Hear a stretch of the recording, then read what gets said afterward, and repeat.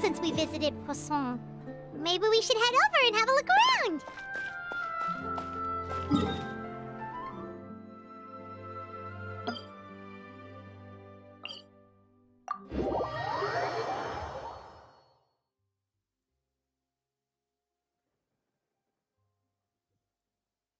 Prey will usually rest on rainy days, but not the hunter.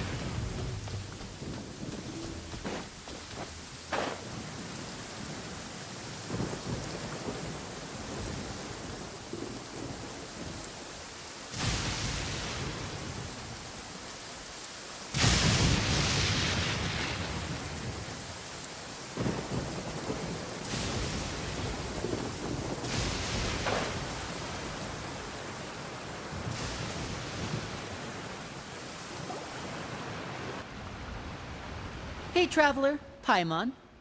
Oh, Paimon knows that voice! Over here.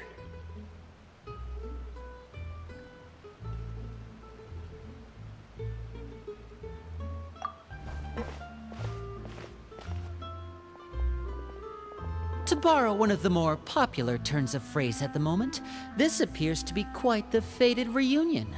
Running into you two out of the blue like this has really made my day. I certainly wasn't expecting it. You can say that again. What brings you to Poisson? Wait, Paimon's got it! You must be here for one of your magic shows, right? Actually, we've run into a bit of trouble on the home front, so Father arranged for us to stay in Poisson for the time being. Oh, are Lynette and Fremine here too?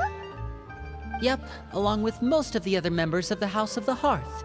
You may have noticed Poisson seems a bit more crowded than usual. So you're saying nearly the entire organization has moved to Poisson? Sounds like you've run into way more than just a bit of trouble. What's really going on? Well... Since the two of you are so curious, perhaps I can fill in the gaps. You scared Paimon half to death! Father, you're here. You know... on second thought, maybe we don't need to know? It's all probably super confidential House of the Heart stuff, right? We totally weren't trying to pry or anything. No need to be nervous. I could sense your genuine concern from your conversation just now. Of course, I can also understand your confusion. Sending so many Fatui here to Poisson, it's only natural that some might suspect an ulterior motive to be involved. I understand. I'm well aware you've had your fair share of confrontations with the Fatui in the past, and I can't exactly guarantee that we'll remain on good terms in the future. As for right now, however, I would say we have little reason to be at odds, wouldn't you agree? The House of the Hearth could stand to be more open with those who have worked so closely with us in the past. As for the issue at hand, well, it hardly relates to any ulterior motive. To be frank, it all stems from a certain rumor circulating around the House of the Hearth. It's an internal matter. What sort of rumor? A rumor that a certain phantom child is hiding away in the House of the Hearth. A phantom child? Ooh, just hearing the name is giving Paimon the creeps. A spirit that should have long ceased to exist is lurking in the shadows of the House of the Hearth. So I decided to bring the children to Poisson before continuing to investigate the situation. I expect I should be able to track down the spirit fairly quickly. After that, it's just a matter of resolving the situation, if you will. It shouldn't be much trouble at all. If you're curious, or if you still have some concerns, it might be advisable to stick around for a few days. I'm sure the children would be exceedingly pleased to welcome some visitors. Lenny, I'll leave you to entertain our guests. I have some matters to attend to. Of course, Father.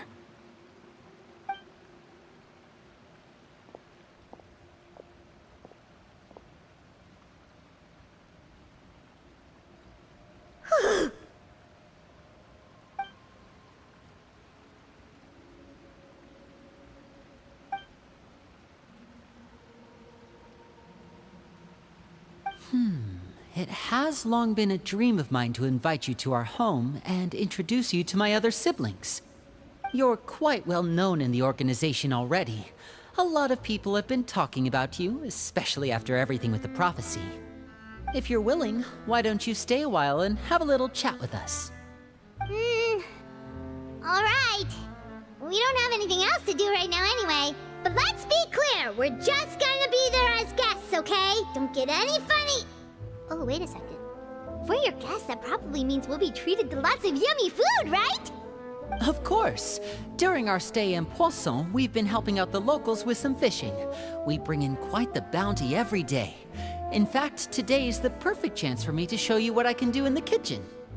Let's go. I'll take you to where we're staying.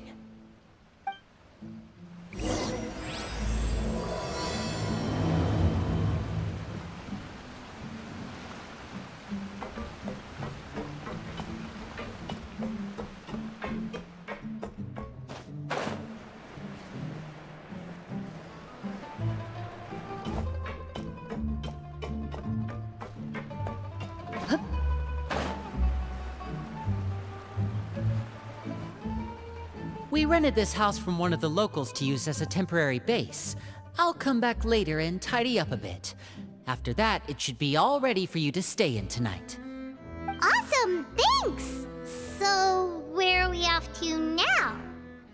Well, when I happened to run into you two earlier, I was actually in the middle of distributing some supplies. With this many people staying in Poisson, we have to bring in outside supplies every now and then.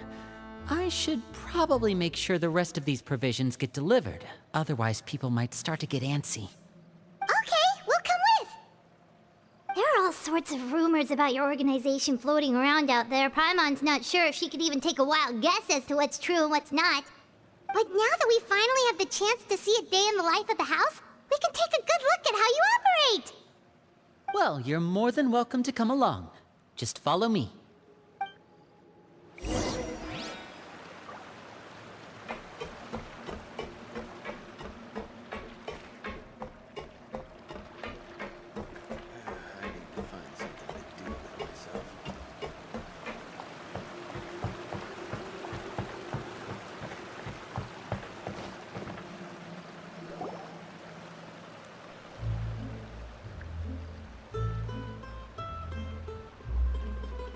Linny!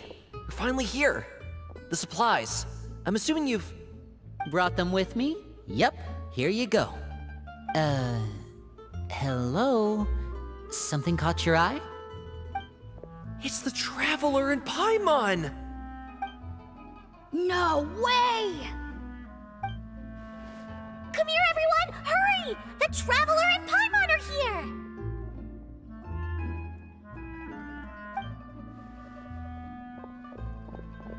One at a time, please. Don't crowd around them all at once. We don't want to scare off our guests now, do we? Oh, it's all right! Gotta say, Paimon didn't realize we were this famous. Of course! Father and Linny have told us so much about you. Father told us about how you helped Linny. According to her, you're a trustworthy friend. And as far as she's concerned, that's pretty much the highest compliment we've ever heard her give. As you can imagine, everyone's been very curious about you. I heard the Traveler is so strong that he can move a mountain with his bare hands. I heard Paimon eats so much that she can clean out the entire pantry at Hotel Tabor in just 3 days! Wait a second! That's the rumor you heard about Paimon? Oh, not cool at all! Oh wait, when guests visit, you're supposed to give them gifts and stuff, right? Oh, we don't need something like that. Besides, we don't have anything to give to you! Come on, we insist! I can give you some of my new potions. Just pick your poison. And by that, I mean medicine or actual poison. I've got both. Huh? Or maybe Shaplo can teach you guys about stealth! He's super good at it! He's never been caught! Ah, now that's not a bad idea. I know you usually prefer to fight head-on, but it never hurts to expand your bag of tricks, right? When it comes to eliminating your enemies, staying quiet can go a long way. Trust me, I would know. I was poisoned not too long ago, and I'm still dealing with the after effects. so I'm not quite as good as I was before, but I could still give you some pointers. Wait, when you said gifts, I didn't think you meant poison and stealth tactics. But those are the best things we can give you. You don't like them? Ooh, how about this? Tell me the name of someone who really annoys you, and we'll teach him a lesson for you. All right, Fold, Selwar. I think that's enough suggestions for now. When it comes to being a good host, it's the thought that counts. You don't need a physical gift to make our guests happy. In fact, pestering them with suggestion after suggestion might make them more annoyed than anything. I would say your enthusiasm has certainly gotten across. Really? Awesome! It's been so long since we have had guests to play with. If there's anything you need, just let us know. Yeah, especially if it's poison or something. I've got all sorts of potions for that. Well, we'll talk to you all later. We've still got supplies to distribute. All right, see you later.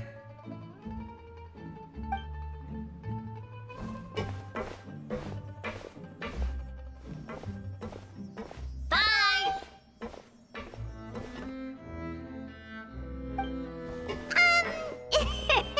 Lenny, about all that poison and stealth tactics talk just now. Scared you, did it? That kind of talk comes with being part of the House of the Hearth. When Foltz was really young, he strangled all of his family pets, just out of curiosity. He was labeled a dangerous problem child and was abandoned by his family.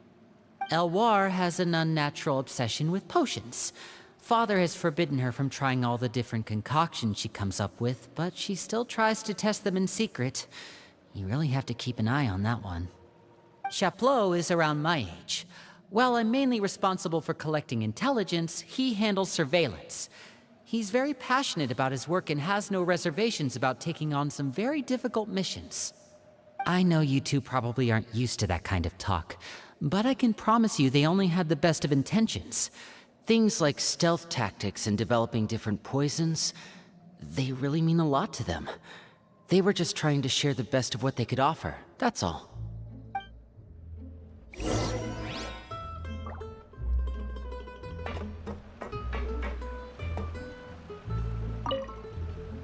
Wow, the Traveler and Paimon.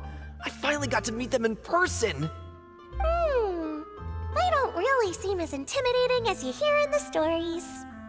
They'd probably get along really well with Filial. If only they got here sooner.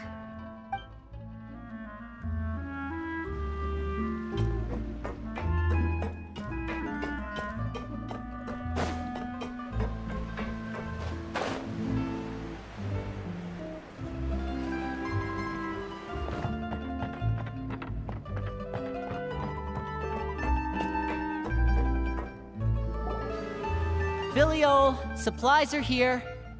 Thanks. And who are these two? Outsiders? Allow me to introduce you. This is the Traveler and Paimon. Oh, you're the famous duo I've been hearing so much about. It's nice to meet you. I heard you've traveled to all sorts of places. Is that true? Of course! We're making our way all across to that! Oh, good for you. You must be pretty familiar with Fontaine by now, then. Have you seen the new opera that started running recently? I think it's called... The 4,000 Thieves? Oh, this is the first we've heard of it. It seems like it's going to be fantastic. From what I've been able to tell from the posters, anyway. You should definitely check it out if you have the time. Oh, and there's The Blind Maiden, too. That one is supposed to have audience interaction. Seems pretty interesting. After this mission is over, I think I'll go get a manicure. Oh, maybe I should dye my hair. Wonder how much it'll cost. Is it just Paimon, or do these two seem much easier to get along with than the others? Looks like the House of the Hearth has some normal members after all. I heard that. Oh! Oops.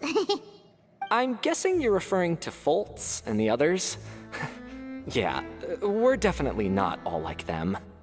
I bet those crazies are practically foaming at the mouth right now. I'm sure they just can't wait to get back to Snezhnaya to carry out the plan. That's enough, Filial. Don't talk about family members behind their back, right? Whatever. Let's go. Guess this is goodbye then. If you ever have some time, we should go see the opera together.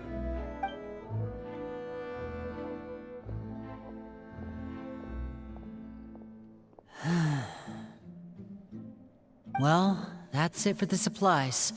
We should probably head back as well.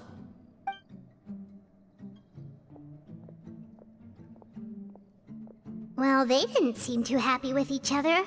Seems like there could be something more going on here. You're right. We're only here as guests after all. Oh, Linny's getting super far ahead. Come on, let's catch up.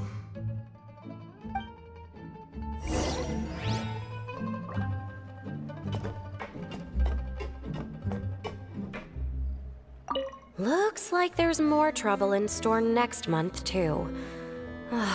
When will it end? Hey, just focus on the positives. At least our time in Poisson has been pretty relaxing. Don't you think?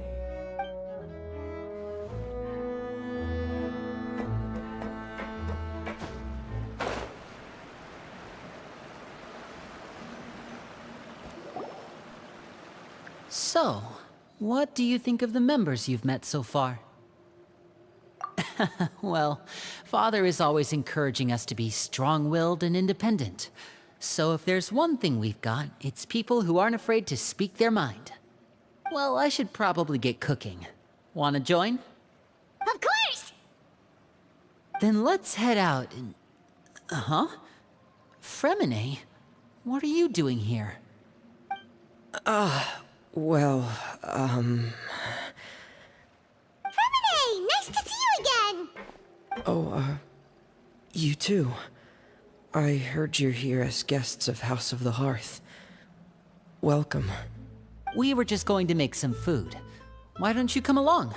I could use some help in the kitchen, and I seem to remember you mentioning you wanted to make seafood soup for the traveler in Paimon. Seafood soup?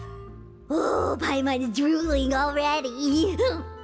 Were you looking for something just now, Fremine? Maybe I can help. It's nothing. I just wanted to see if there were any extra supplies. Yeah, we've got some left over. What do you need? Some food and water, and some clean cloth, if possible. No problem. Give me a second here. Food, water... Wait a minute. What do you need all of those for? You're not on any missions as far as I'm aware, and you were just going to come eat with us. So what's this all about? I thought I'd grab an extra portion because I get hungry at night. Could be because I'm growing, you know? And...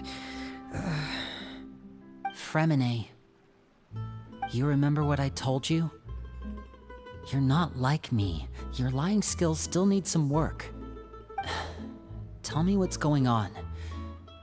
Is it really bad enough that you have to keep it from your own brother? Maybe it'll be better if we gave them some space.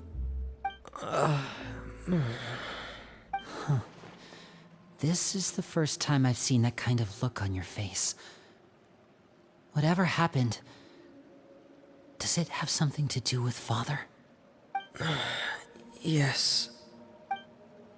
Just follow me.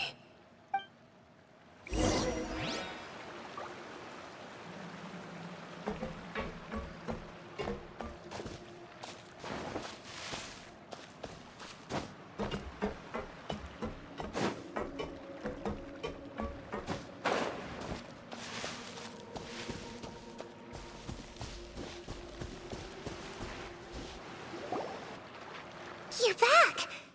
Oh, and you've brought some friends with you this time! Hello, my name's Linny. I grew up in the House of the Hearth.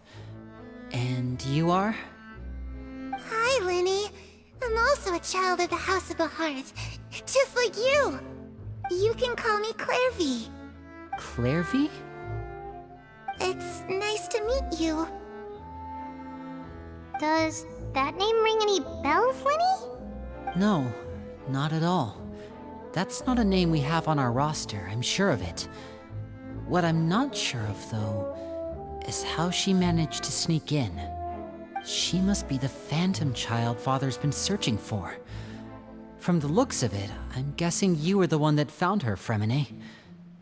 You, haven't told Father, have you? No, I haven't told anyone. I've just been keeping her hidden. For how long? About half a month now. So ever since we got to Poisson, then. Do you have any idea what you're doing? I know what I'm doing. Really? Because from where I'm standing, it looks like you're hiding the very person Father has been trying to find. If Father finds out about this, everyone involved is going to be punished. You know the rules of the house, Fremine.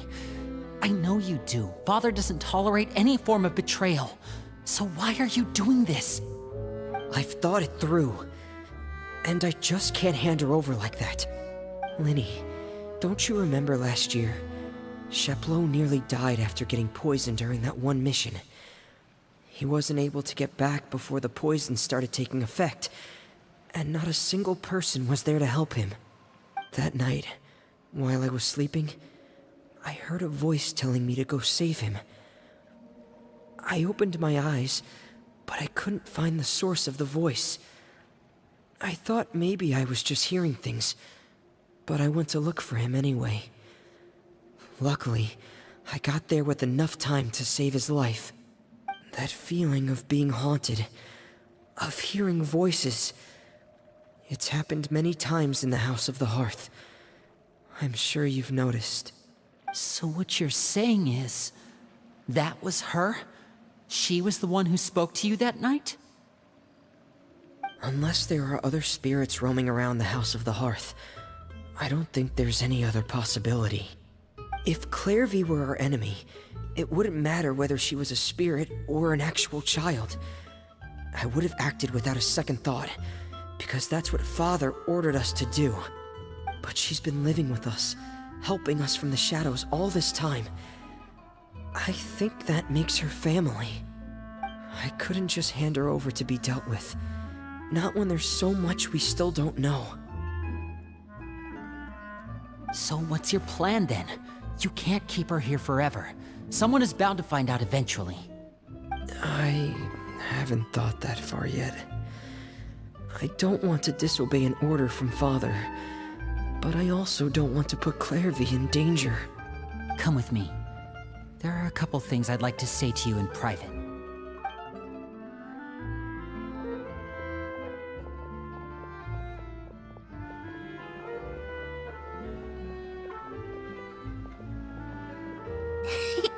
Those two sure care a lot about each other. Well, they got a funny way of showing it. From where Paimon was floating, it sure seemed like they were about to bite each other's heads off. No way! They have a really deep bond. I could tell right away, because I also have a friend like that. I just don't know how long that kind of bond can last. The darkness in the house runs deeper than you can imagine. No one can get out alive. I'm sorry, Linny. I really didn't mean to drag anyone else into this. Oh really? You didn't mean to? 'Cause I for one wish you did. Huh? What do you mean? You know, when we were younger, you didn't call me Linny. You called me brother, just like Lynette. We grew up together, the three of us. We were all orphans, all rescued by Father.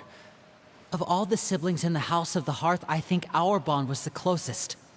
Later on, when you started calling me Linny, I wasn't actually surprised. After all, Lynette and I are related by blood. We've had to depend on each other to survive long before we joined the house. Linny, The darkest and most difficult moments of my life happened before you and I had ever met. I'm sure that's true for you as well. Even so, Fremine, we've stood by each other for all these years now, and to me, that means more than blood. You and Lynette are the most important people in my life. No one can replace you. So I won't let you face anything alone. Not if I can help it. Oh, looks like things are getting kinda heated between Linny and Fremine. Maybe we should go check on them. Oh, it's raining. I should put my clothes away.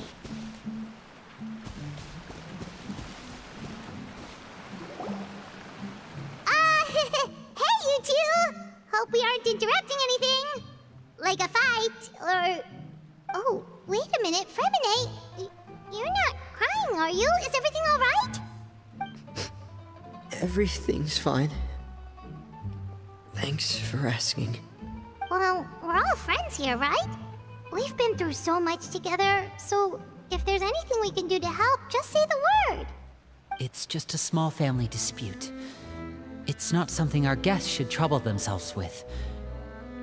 In fact, it might be better if your stay ended here. What are you getting at, Traveler? When guests are around, families are often on their best behavior. And any disputes are less likely to escalate. That's what you're trying to say, isn't it? I just...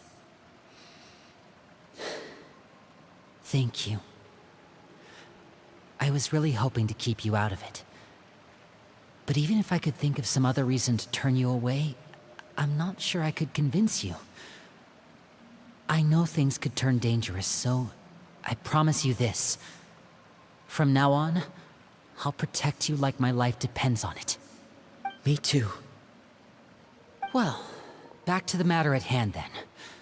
If we don't plan on handing Clairvy over to Father, then our only other option is to solve the mystery of her identity before Father is able to track her down. That means finding out where she came from and what she's doing here. Then we can send her on her merry way and pretend like none of this ever happened. I've tried that already. And? And... nothing. I tried taking her somewhere really far away, but... after some time, she just reappeared. She even came with us all the way to Poisson. It seems like wherever the house is, she follows. I don't know much about spirits. Do you two have any ideas? Let's see here. Paimon remembers hearing something like, if you fulfill a spirit's last wish before they die, they'll let go of whatever's keeping them here and return to the ley lines. Oh, it's just that Paimon doesn't really remember where she heard that, so it's not guaranteed to work or anything. Well, sounds like it's worth a shot. Guess that means we should go ask her about her wish. But first, Fremine, I need you to promise me something. What is it? I need you to promise me that this will stay between the two of us. We're the masterminds behind this whole thing. No one else gets involved. Can you do that for me? Of course. I promise. All right. Then let's seal the promise just like when we were kids. Fist bump on 3. Ready?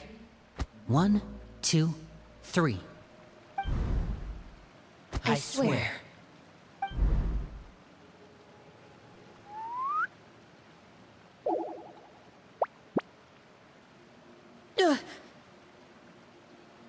Whoa! Lynette! But what a surprise! What brings you here, dear sister? And, when exactly did you get here?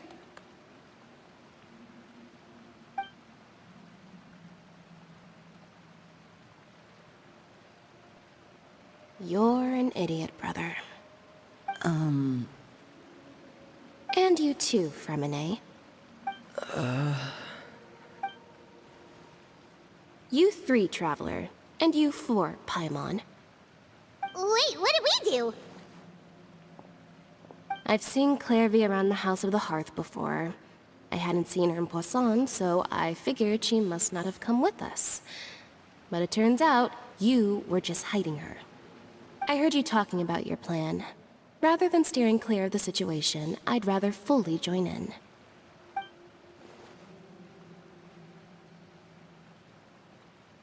If you don't agree, I'll have no choice but to report everything back to Father. Simple as that. You're not giving us much wiggle room here, Lynette. Well, I guess we're all in this together then.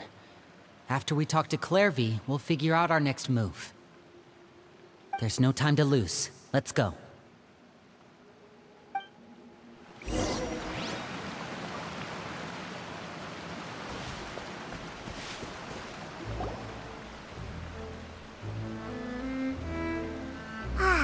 I'm full. Thank you for bringing me this food, you guys. She said she's full, but the food doesn't look like it's even been touched. That's right. Based on what I've been able to observe, it doesn't seem like Clairvy can interact with the physical world at all. Still, when she's presented with food, she'll always linger around it for a good little while. Maybe, in her mind, she really is eating those things. Does she know that she has already passed away? I've tried to ask her, but she didn't answer. My guess is that she's just as confused as we are. Or maybe she couldn't understand the question at all. Clairvy, if you've got some time, I'd like to ask you a few questions. Sure. Oh, another new friend. Hi, I'm Clairvy. Hello. Clairvy, how did you join the House of the Hearth? Huh? Isn't it the same for everybody? The knave brings you here and then you can't leave. It's just that your name, it's not on the roster. And I've never seen you before. The roster? Oh, I get it now. I think there might be some things you don't know about this place. The people in charge, they're not as nice as they look. They say they keep a roster, but it's not complete. There are a lot of people who aren't on it, and never will be. In this house, some people are family, and other people are just test subjects. Those kinds of people aren't ever going to get a place on the roster, unless it's the roster of people who've been executed. Wait, does that mean the knave... She... Is there anyone that can vouch for you? Perry. She's my best friend. She's the only one I trust in this place. Have either of you heard of that name before? No. Me neither. Clairvy, Perry. Neither of those names are on the roster. But it seems like she's telling the truth. Either that, or this kid's already got a bag of tricks bigger than mine. Maybe we should try a different approach. Clairvy, do you have a wish? A wish? It can be anything you want. Just imagine. It's your birthday, you're blowing out the candles, and your wish is...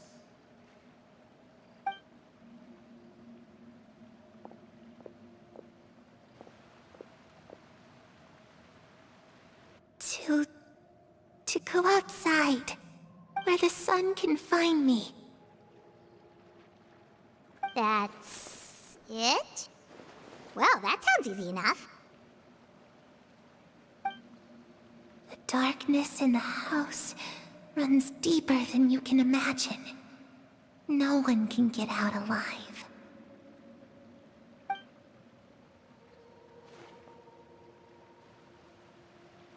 Okay, time to divide and conquer.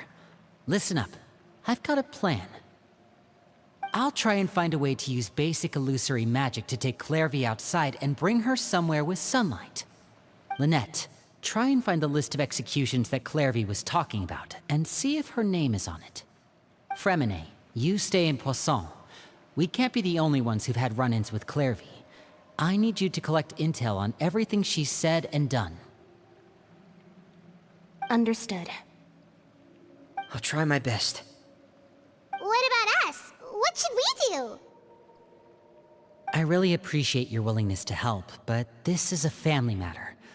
I don't want to drag you in too deep. It's too risky. Let me think. Since Father considers you to be guests, maybe you could stick by her side for a little while. You don't need to do anything except keep up some nice, casual conversation. Ah, Paimon gets it. You want us to distract her. I'll give you a magic bird. If Father suspects something, all you need to do is release it when she's not looking, and it'll alert me that something's wrong. Of course, that's only as a last resort. If Father doesn't seem to notice us, there's no need to make contact. We'll reconvene here tonight after all's said and done. If the worst-case scenario happens and we're discovered, just tell Father everything. We're not going to let our guests get punished for our own actions. That's where we draw the line. You too. Okay, this is where we part. Father should be at the beach nearby.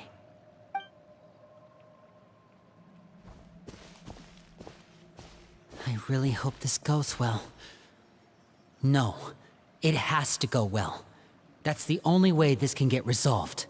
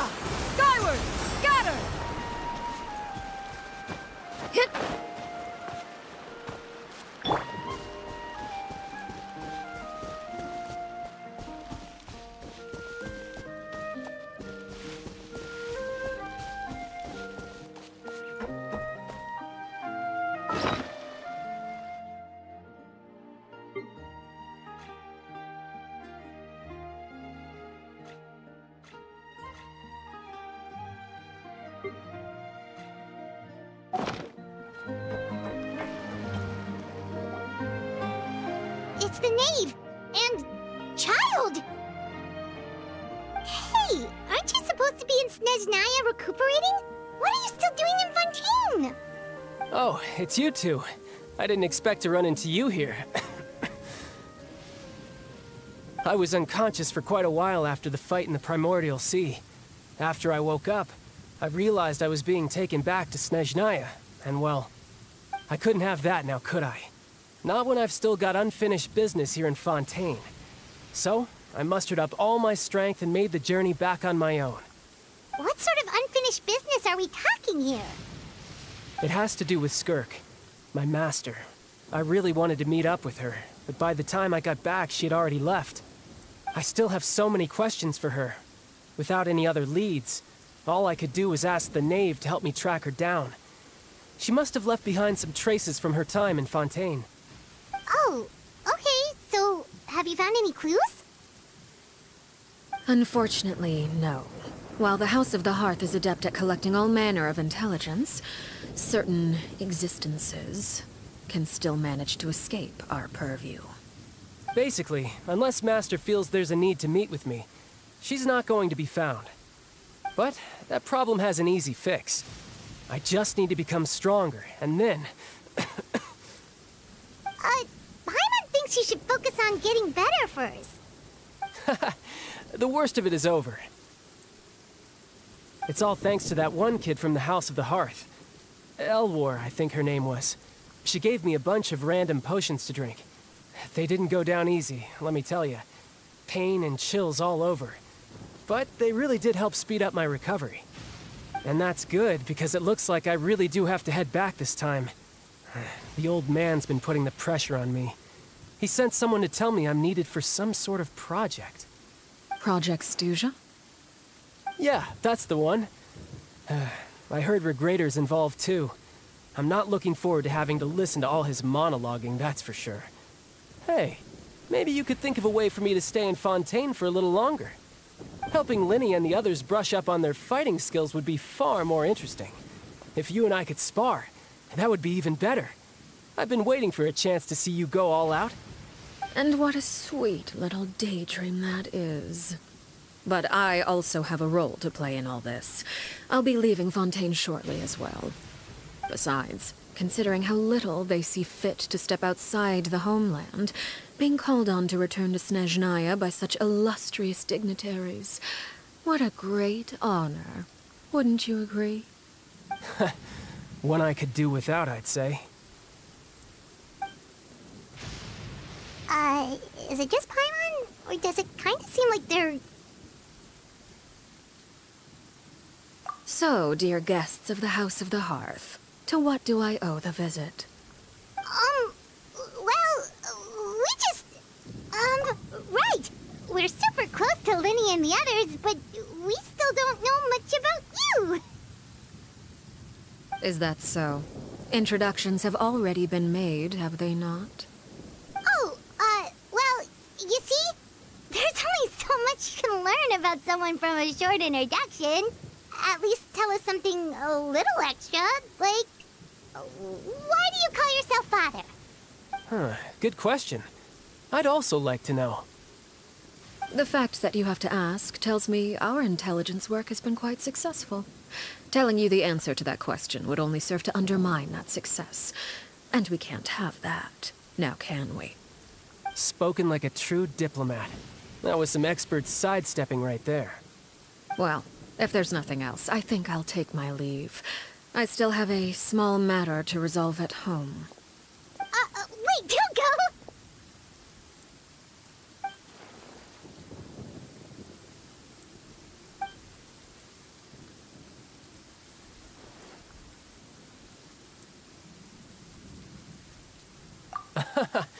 I'd also like to hear the answer to this. I've met some of the members of your organization, and they all seemed like really good kids. They actually reminded me of Tonya and Tusser. Which, by the way, if you ever betray them, I'm just letting you know, I won't let you off easy. And why would I betray them? Well, you've already betrayed the House of the Hearth once, haven't you?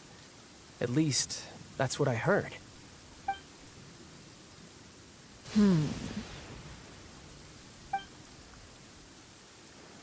Okay, I admit. That's just what the old man told me. The rooster, I mean.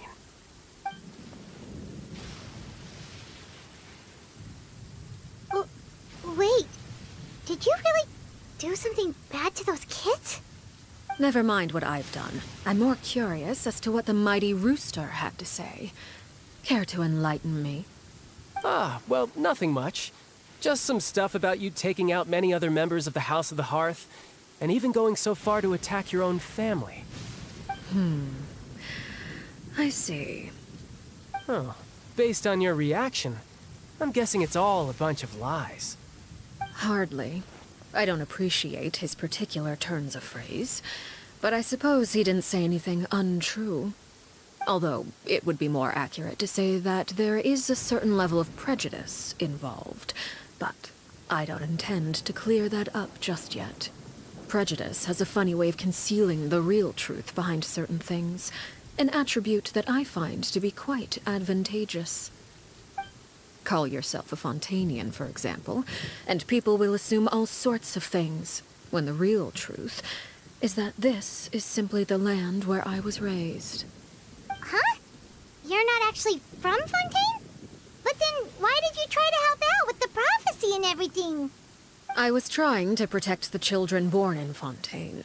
Claiming that I myself was a Fontainian simply made it easier to operate. People would hardly suspect a fellow Fontainian of having any ulterior motives. Who wouldn't want to save their homeland after all? The primordial sea wouldn't have any effect on me, but it would have caused great harm to the House of the Hearth. Well, you wanted extra information, didn't you? There you go. I hope that satisfied your curiosity. So, you stayed in Fontaine for the kids. I guess I was wrong to believe you'd betray them. Apologies. Looks like I was holding on to some prejudices myself. Good. Like I said, I like it when others have misconceptions of me. Actually, while I was recuperating at the House of the Hearth, there was something else that really caught my attention. I heard that members always resolve disputes and arguments with a friendly spar, and the loser has to back down. Seems pretty cool if you ask me. Would also give them plenty of opportunities to hone their skills. Well, that's only a recent development. In the past, such spars weren't nearly so friendly. The losing party would lose everything, including their life. They were that high stakes? Whew, at least that's not a thing anymore. Well, the current atmosphere's not half bad. I'm a bit jealous, actually. You've got so many family members around you, and you even get to live with them. Having a lot of family around means dealing with a considerable amount of bickering and scheming. Once Tonya and Tusser enter their rebellious phase, I'm sure you'll understand. Just imagine. Tusser becomes obsessed with plucking out strands from the rooster's mustache, or Tonya decides to dye her hair 42 different colors. Okay. I get the picture.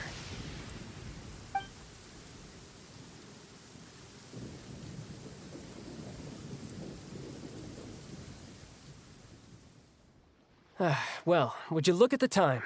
I should probably get going. Traveler, Paimon, I'm not sure where our paths will cross next, but the next time we run into each other, we should definitely try and find some time to spar. Again, maybe this is a conversation we can have when you look less like you're gonna kill over. All right. Well, thanks for everything, Arлекino. No thanks necessary. You also played a part in obtaining the Gnosis. I would say we can call ourselves even. I like the sound of that. Well, I'm off. See you all some other time. We should probably get going too. Do you want to head back with us? Oh? You want me to leave so soon? Well, you see, I'm rather enjoying the evening breeze. If you don't mind, I think I'll stick around for a bit. I have some things to think about. Apologies for not attending to you like a proper host. Please forgive this slight. I do hope you'll have a pleasant stay.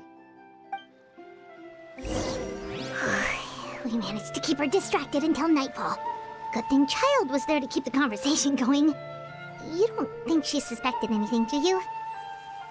Oh, I wonder if Liddy ran into any issues. Let's hurry back and see how everything went. Oh? You decided to stay a little longer? Let's take in the ocean view together, then.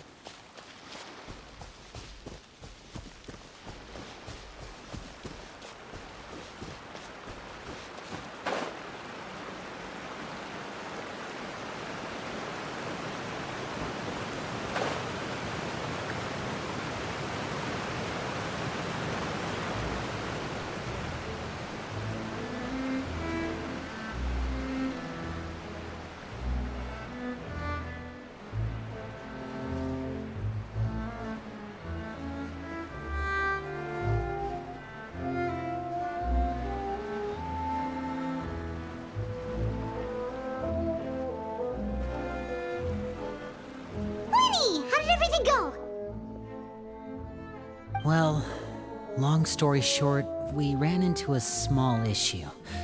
Clairvy can't go into the sunlight. Everything was fine at first. She followed me up to the surface just like I told her.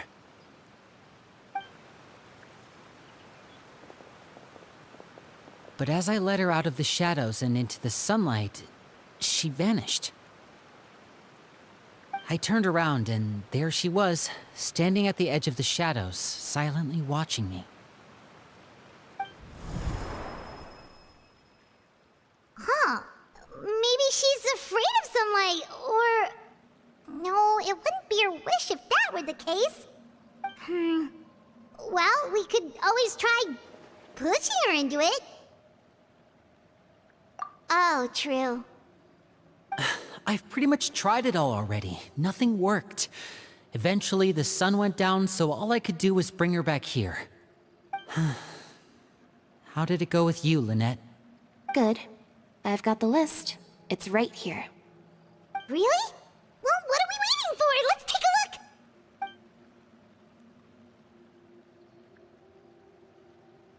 Oh, that's a lot of pages. Oh, it's gonna take forever to get through it all. We can each take a section. Here. La Pouillade, l'endroit, Chambel, horaire.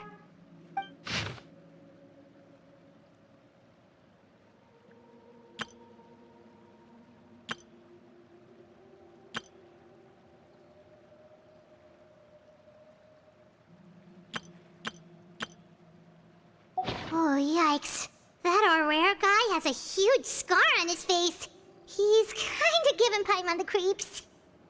Ah, I've met him before. The scar is from an injury he received during a mission. I still remember him joking with me about it. He said any future lover would take one look at him and then lose all interest. Did he say anything else?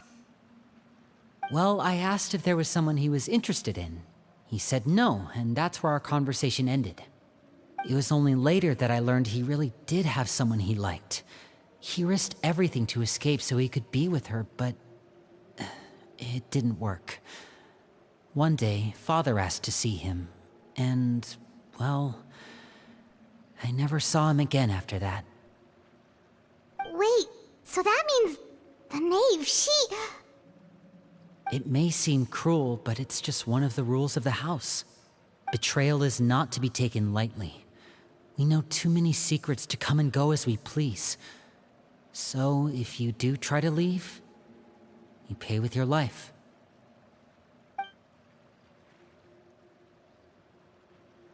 Her name's not here, huh? Well, that's not too surprising. It doesn't seem like this list is complete. It only contains records dating back around 5 years. Let's shift our attention then. Fremine, were you able to find anything out? Fremine. Sorry. I was thinking about something. I managed to talk to quite a few people, but I couldn't help but notice that the atmosphere in the house was a little... strange. Strange. Yeah, I mean, I know there have been arguments in the past, times when people haven't gotten along. Chaplot and Filiol are a good example of that. Oh, those are two of the people that we met while delivering supplies. Paimon can see how they might not get along. They had very different vibes, and their, interests seem to be pretty different as well. That's to be expected, actually.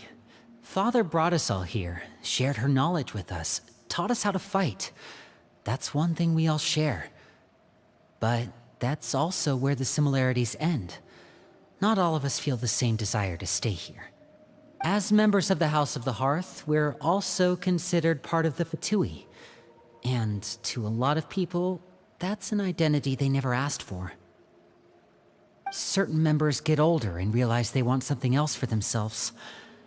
But considering the rules of the house, most people would never say that out loud. People like Chaplot and Foltz are loyal to Father and her vision. They're proud to be part of the Fatui. Filiol and Nantoy, on the other hand, well, they aren't quite as enthusiastic. These kinds of conflicts have always been there. It's not like Father is in the dark about any of this. Well, that's true. But it just feels like things have gotten worse lately. Filial and the others, it seemed like they were meeting in secret to talk about something. I can't say for sure, but I think they've met Clairvy. You think she's been inciting them to act out? No, not exactly. But I wouldn't be surprised if she said something to them about the darkness in the house and how deep it runs. She's told me about it before. Experiments being run on children. People being used as pawns on the battlefield without so much as the strength to survive. And they just believed all that? Without any evidence? Clairvy's words probably gave them the excuse they were looking for. Whether they actually believe them to be true is secondary. This is all because of Project Stuja, isn't it? Whoa. Hold on a second. What's this Project Stuja all about, huh? This is the second time it's come up now. Sorry, but I'm not sure of the details either. I only know what Father has told us, which is that it's something the Rooster and Regrator have been working on together. Apparently, it has to do with the Vatui's strategic plan for the future. Because the House of the Hearth was so successful in obtaining the Gnosis, we now have the honor of playing a key role in Project Stuja. Wait, but isn't that a good thing? Key role is just another way of saying dangerous role. To us, the whole thing is an inconvenience. Father thinks so too, but she's in no position to refuse. Their plan isn't exactly unreasonable, and they've been funneling the house a lot of funding. It's just that we'll lose a lot of members in the process. Participating in the plan, it's an honor in name only. What they're really trying to do is subdue us. The existence of an intelligence organization outside their control makes them feel uneasy.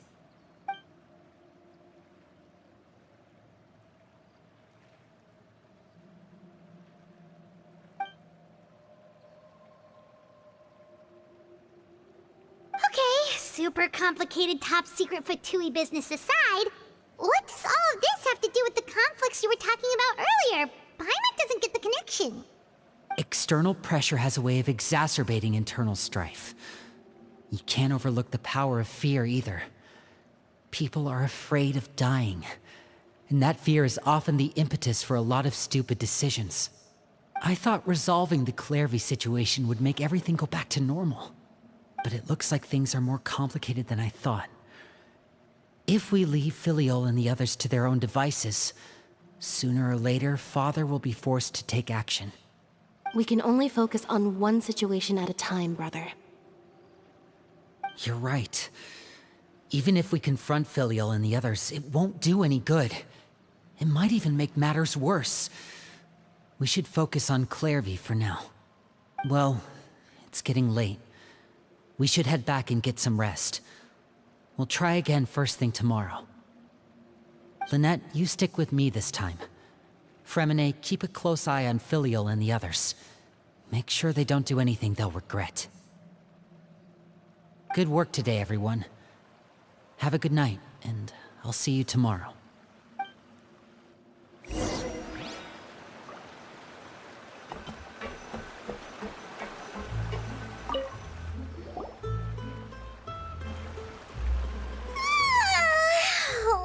I was looking forward to an early night, but she can't sleep at all.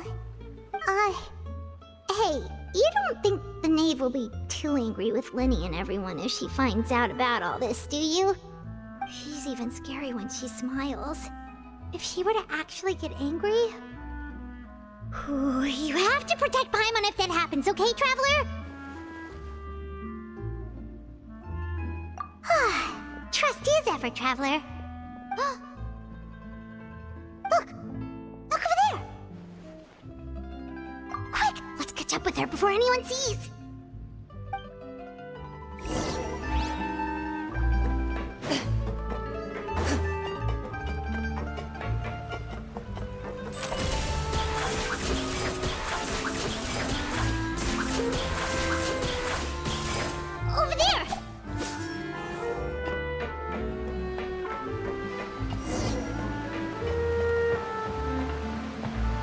Loaded.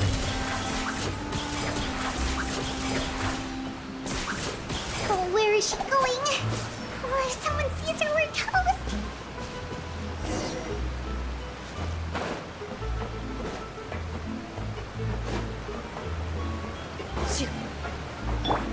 Skyward! Scatter!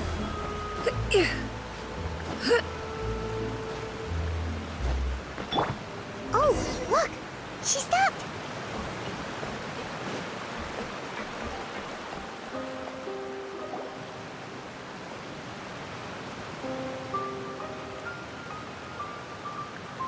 Clairvy! Shh. I opened the window while no one was looking. Look how pretty the outside is. If only I could have more than this. You probably think I'm being silly, huh? All this hopeless resisting. It's better to dream of what I could have than try to make it a reality, right?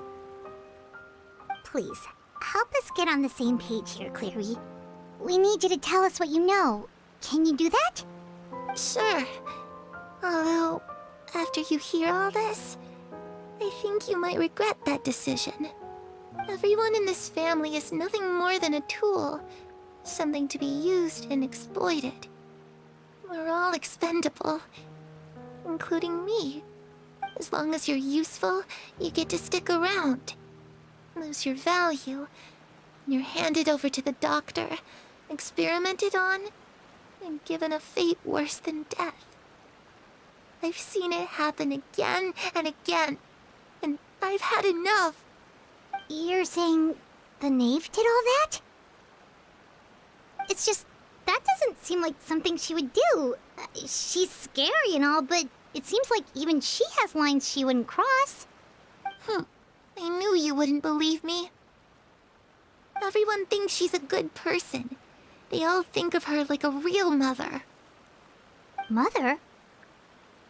But she doesn't deserve that title. She's disgraced it and tarnished it. And if I had things my way, I'd never see her again. If only Perry were here, she'd understand. Perry. There's that name again. Also, Paimon's getting a strange feeling. It almost feels like she's not really here with us. Paimon can't tell if she's actually talking to us or if she's mistaken us for someone else. Well, in any case, it seems like she really needs someone to talk to.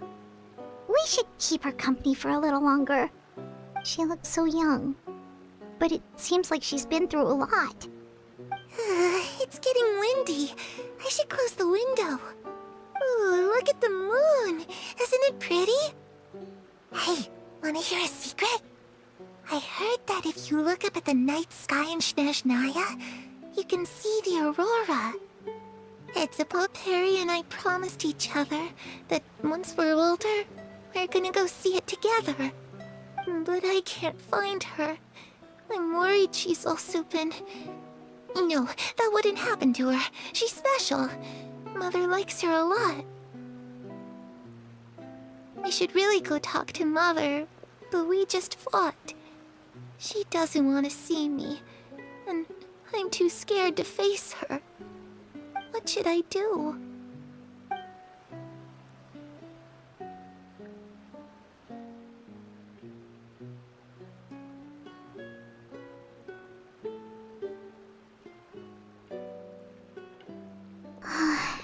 Paimon really doesn't understand what's going on with her. Well, let's head back. We've got an early morning tomorrow.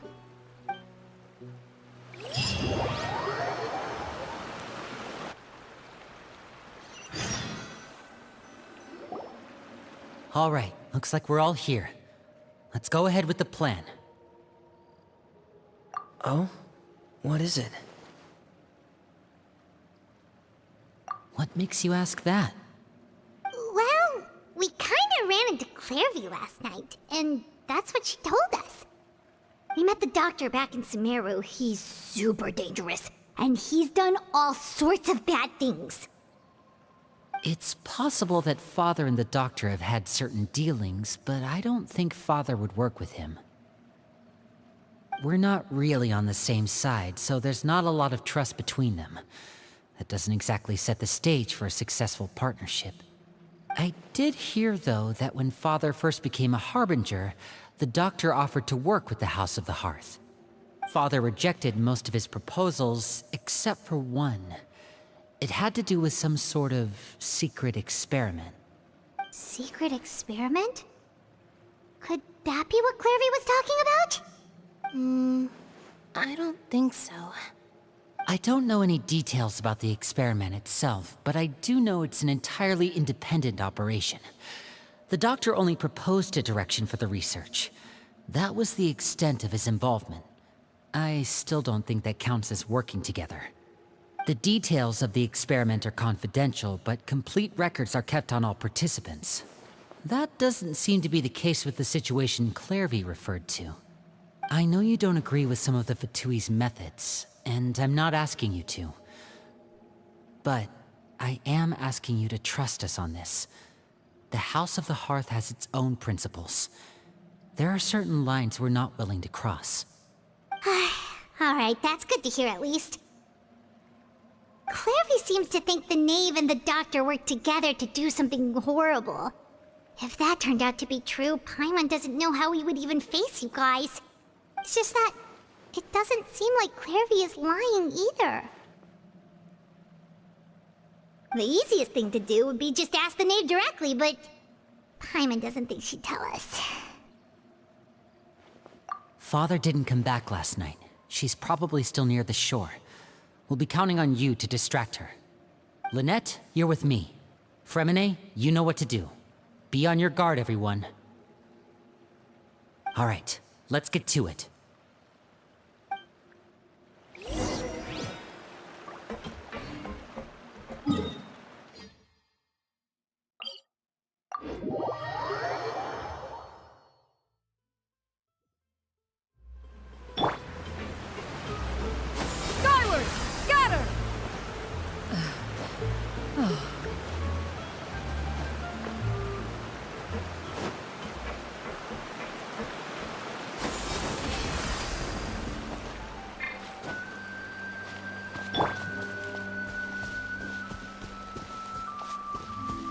Ready.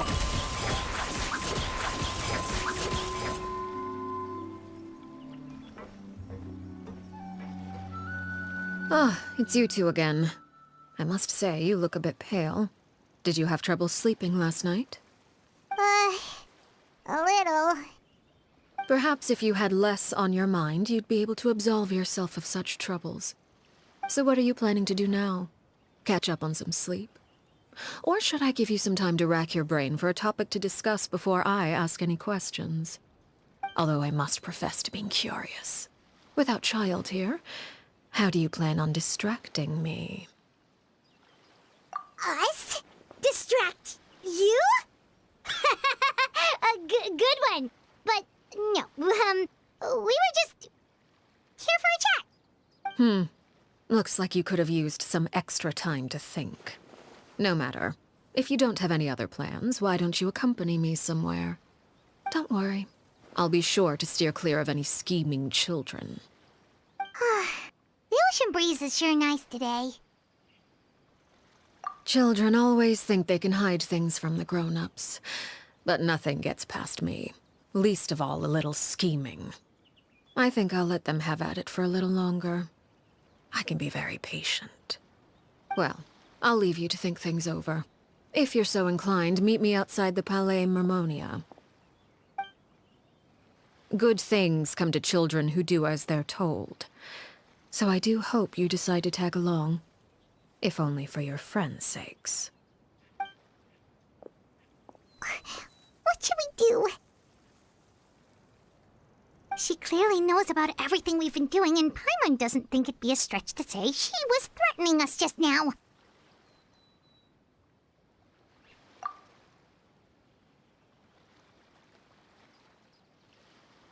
Oh, good idea. Hopefully he sees it in time. Well, we should probably head to the Palais Mermonia. Paimon doesn't want to find out what happens if we don't show up. Based on what the knave was saying just now, it sure didn't seem like it'd be anything good. Okay, then we probably shouldn't keep her waiting. It seems like Linny and the others are on thin ice, so let's do our best to not get them in any more trouble.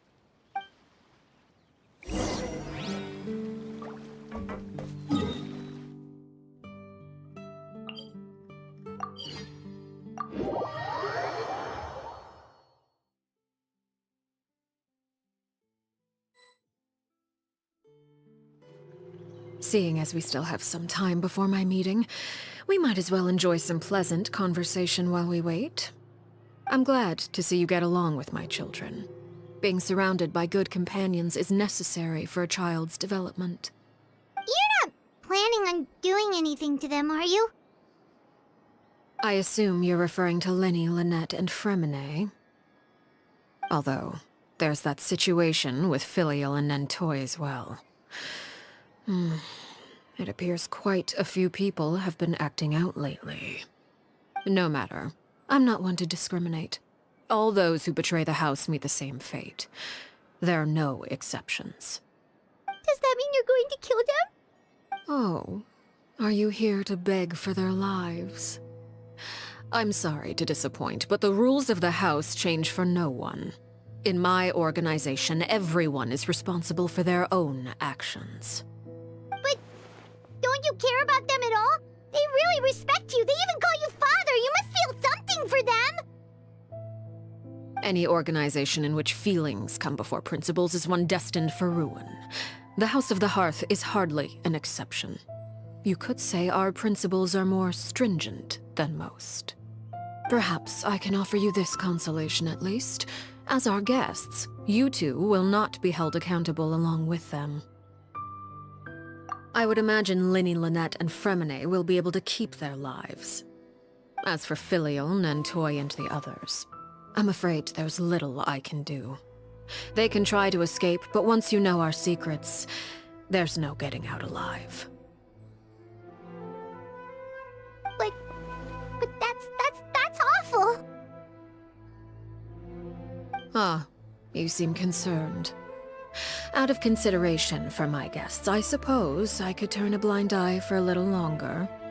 If Linny and the others manage to dispose of Clairvy in the meantime, all evidence of their wrongdoing will be lost. In that case, I could hardly punish them for something I couldn't prove. If their efforts are unsuccessful, on the other hand, all will be held accountable, and the punishment will be severe. Of course. Oh, and here, I believe this belongs to you. Do try and keep better track of it next time. It takes a considerable amount of time to train a bird like this. It would be such a pity if you were to lose it. Permanently. Wait, where did you get that? Well, I'm afraid that's all the time we have to chat. Now, for the matter at hand. I asked you to meet me here because I have business at the Palais Mermonia. It has nothing to do with you, but I think it would be prudent for you to stick by my side for the time being. There will always be time later to run off and tell Linny what you've learned. Well, time to go. Looks like we wrapped things up just in time.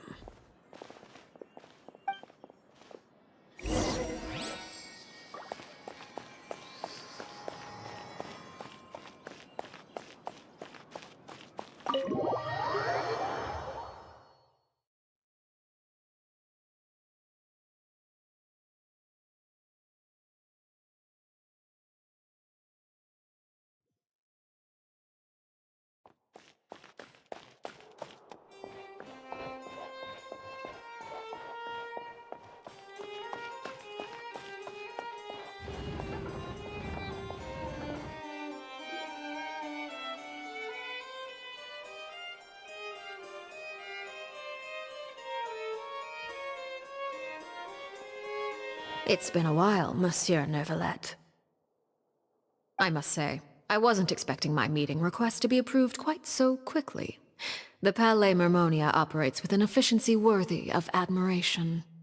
It is only right that an esteemed diplomat such as yourself should be afforded the proper level of respect. Although, if I may speak plainly, I must confess that I did not anticipate we would have the occasion to meet again after presenting you with the Gnosis. I see you brought the Traveler and Paimon with you as well. If I may inquire as to the purpose of your visit. I'll be departing Fontaine shortly. There is, however, an outstanding matter that I would like to see resolved before I go. It requires a rather lengthy explanation, I'm afraid. So I took the liberty of explaining everything in this proposal. Please review it at your leisure, Monsieur Neuvillette.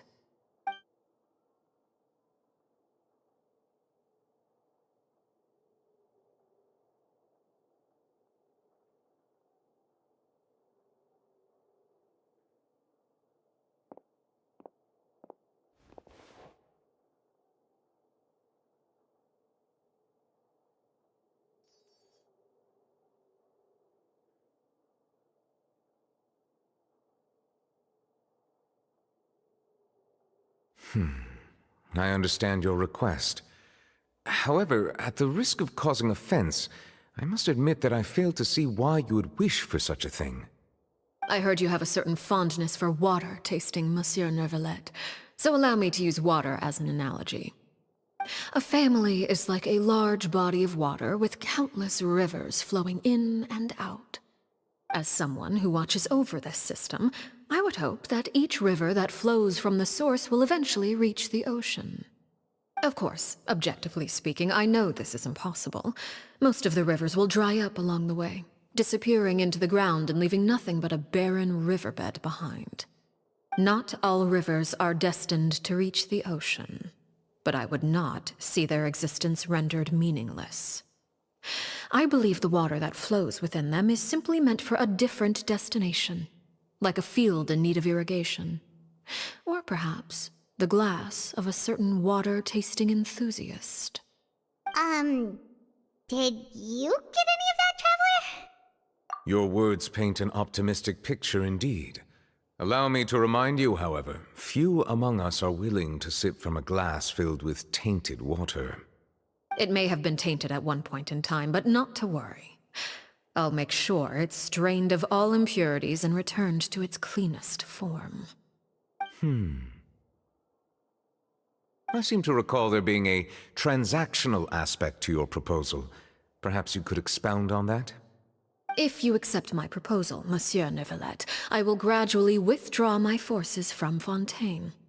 And, unless absolutely necessary, I will no longer carry out any special missions within Fontaine. I presume I can take your words to mean that, in the future, cases similar to the Tartuffe assassination will cease to cross my desk? Tartuffe?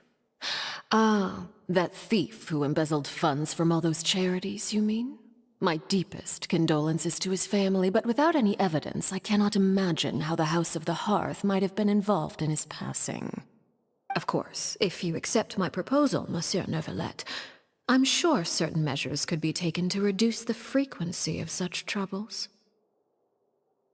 You choose your words carefully indeed. In that case, I am inclined to accept your proposal. My thanks for your generosity, Monsieur Neuvillette. Well, with that settled, we should be going now. I took the liberty of bringing along 2 bottles of spring water from Snezhnaya for you to enjoy. I do hope I get the chance to hear your impressions. Perhaps at our next meeting, yes? Indeed. I trust you would not overlook your commitment in the meantime. All right, Traveler Paimon. Time to go.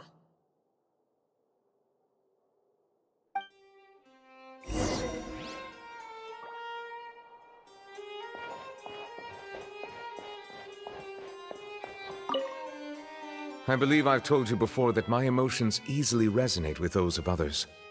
Yet in the few meetings I've had with that Harbinger, I haven't been able to sense any aspect of her emotional state. Her mind is like a still body of water. Who knows what darkness lies in its depths, and the lack of ripples on the surface gives nothing away.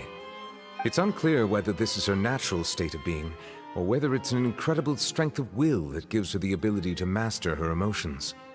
Either scenario, however, suggests she is a very dangerous individual. I do not expect an explanation as to why you two are by her side.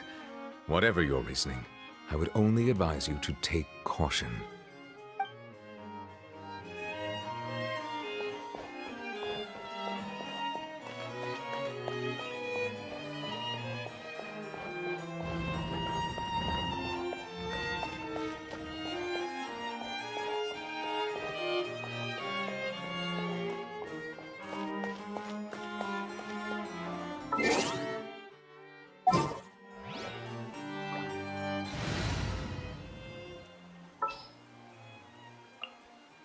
Stay close and you will live.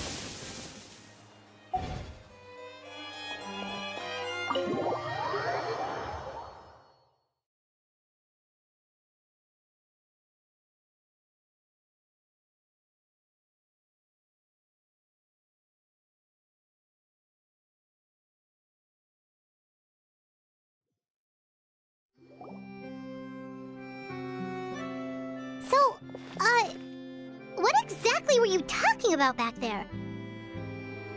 Paimon only heard you mention some rivers, a large body of water, and then some kind of irrigation scheme. You really want to know? I would imagine there might be more pressing concerns at the moment. Winnie, Paimon really hopes everything's going okay. Oh, Paimon recognizes that look. You've got your thinking cap on, don't you, Traveler?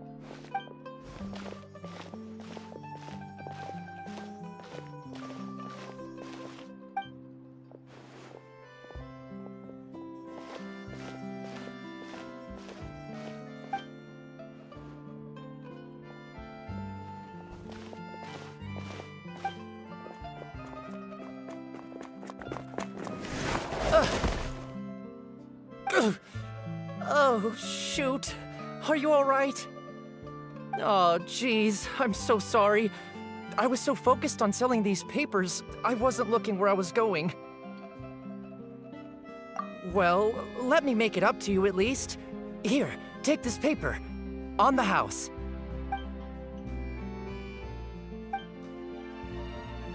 Oh, you don't have to give us anything. Please, I want to. It's not like I'm short on supply. All the extras will be useless come tomorrow anyway.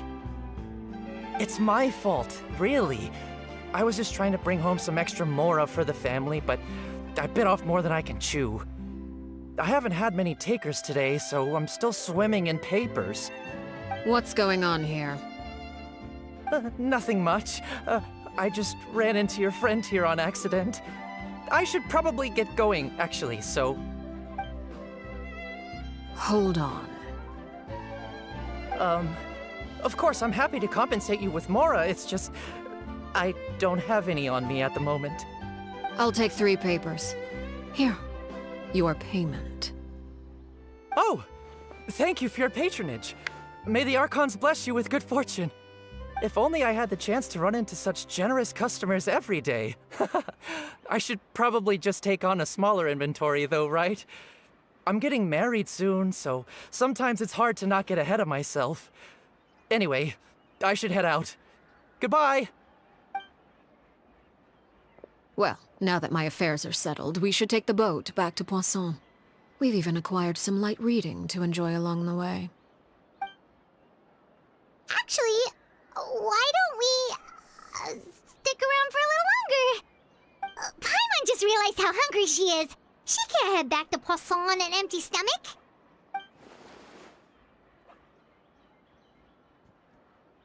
It appears you two are under the impression that delaying our return will somehow alter the situation in your favor.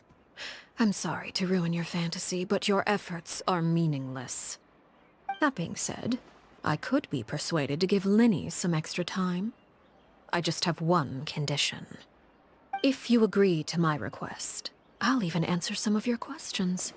You're quite curious about Clairvy, are you not? And my relationship to her. Wait, why are you being so generous all of a sudden? You're not gonna ask us to do something bad, are you? You overestimate yourself. You don't have the talent for bad things. Then what can you possibly... The most important consideration in a negotiation is that both sides receive something they want. Demands and threats only get you so far. Wonderful. Here it is. When the time comes, make the choice that you deem most appropriate in the situation, and lend your help to the House of the Hearth. Okay, sounds normal enough. But what do you mean, when the time comes? When is that supposed to be? That is for you to decide. Then we have a deal. Follow me.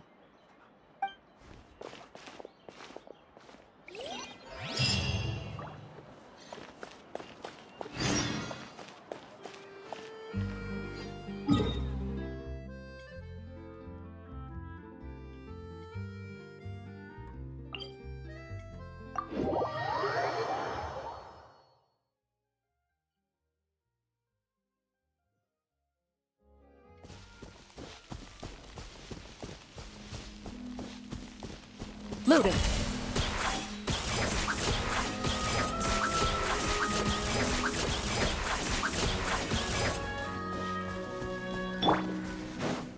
Yeah! Skyward!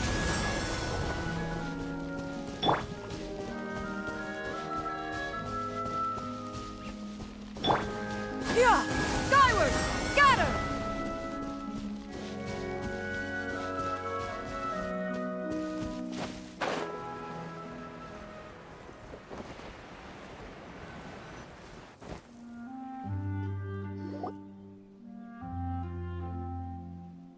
What is this place?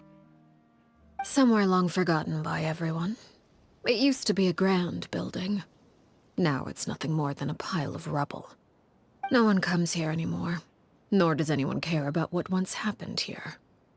Although, this place does have something to do with the story I'm about to tell you. It was before I became a Harbinger, and before Linny and the others joined the House of the Hearth. Due to certain events, I first killed Clairvy and then her mother. And this is where it all happened. You were the one that killed Clairvy? Patience now. Allow me to explain Clairvy's side of the story first. I'll start from the beginning. Clairvy was 6 years old when she was brought by her mother, Crucibina, to live in the House of the Hearth. From the outside, it seemed like a fairy tale. A thriving family made up of kind adults and friendly children. Crucibina was the knave at that time, and the House of the Hearth was under her control. She was Clairvy's mother by blood, but she was also the mother to all the children in the house. Clairvy was happy here, for a time. But she quickly realized that being part of this family wasn't a fairy tale at all. It was a kind of purgatory. Purgatory? Exactly. The House of the Hearth takes in war orphans from all over Tevat. But as for how to raise them, that depends entirely on the person in charge. Crucibina came up with a novel idea. She would teach the children to fight, force them to duel each other, and then crown as the king of the house the child who proved themselves most worthy of inheriting her title. It's difficult to estimate the number of children who died or were maimed in the process. There's little I can say about the ones who died.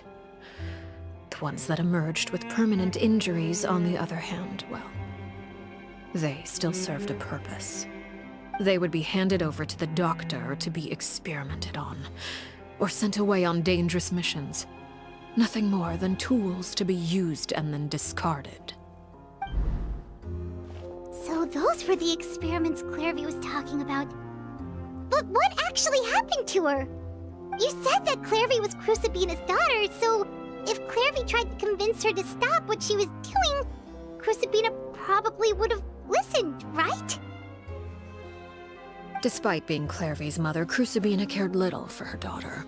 She forced Clairvy to join the House of the Hearth only as a means to demonstrate her own impartiality as a mother, to prove that she treated all her children equally.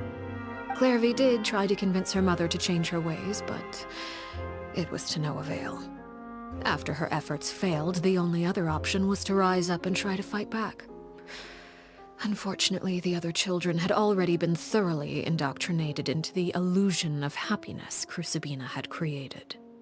Of course, there was one exception. Someone Clairvy's age who knew the truth about the House of the Hearth. Her name was Peruere. Wait, the friend that Clairvy mentioned? Friend, huh? I suppose we can call her that for now. Clairvy was a cheerful and passionate person with a tenacious spirit. Perouer, on the other hand, was rather cold-blooded. Her cold-blooded nature allowed her to see through Crucibina's facade.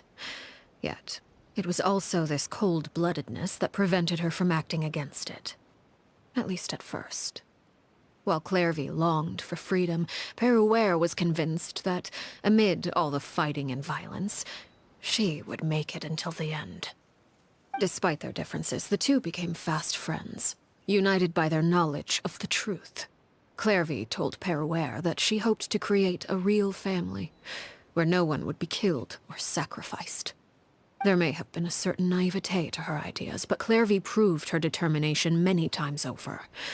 She tried countless times to run away, ask for help, or expose the truth. But her efforts only earned her beating after beating. The only thing that kept her going was her strength of will. Even with her body racked with pain, she would still stand on her tiptoes and open the window at night. She and Perouer would look out at the moon together, a fierce longing for freedom shining in her eyes. But one day that light simply vanished. Oh no. What happened? Her hopelessness resulted from a culmination of things. 10 years had passed. 10 years worth of failure after failure. She and Perouer weren't children anymore, but finding any chance to escape still seemed as hopeless as ever. It was during this time that Perouer suggested a new plan. If escaping was out of the question, why not take down the very person sitting on top of this throne of lies? Mother herself. Clairvy rejected that proposal. She claimed that, as a famous harbinger, Crucibina possessed an unimaginable amount of power. Trying to kill her would have an incredibly low chance of success. Clairvy never gave another reason, but Perouer could see it written all over her face. Clairvy still thought of Crucibina as her mother. Killing her own flesh and blood was a line she couldn't bring herself to cross.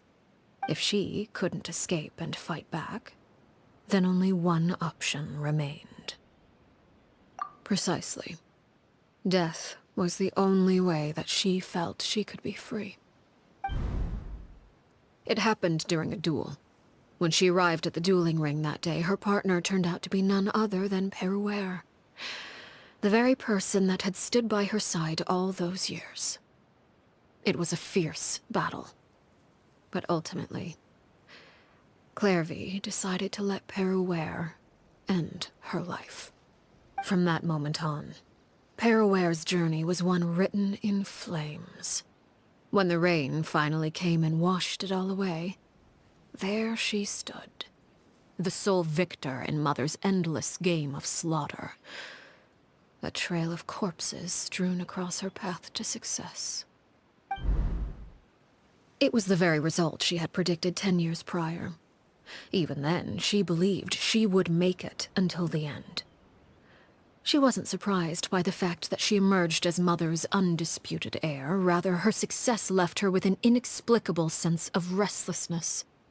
She was unsettled, and there was only one thing that could quell that sensation. Perhaps you two would like to take a guess as to what it was?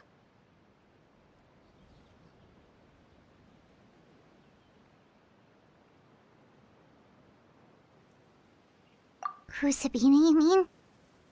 But... Correct. This is the place where Perouer killed her best friend.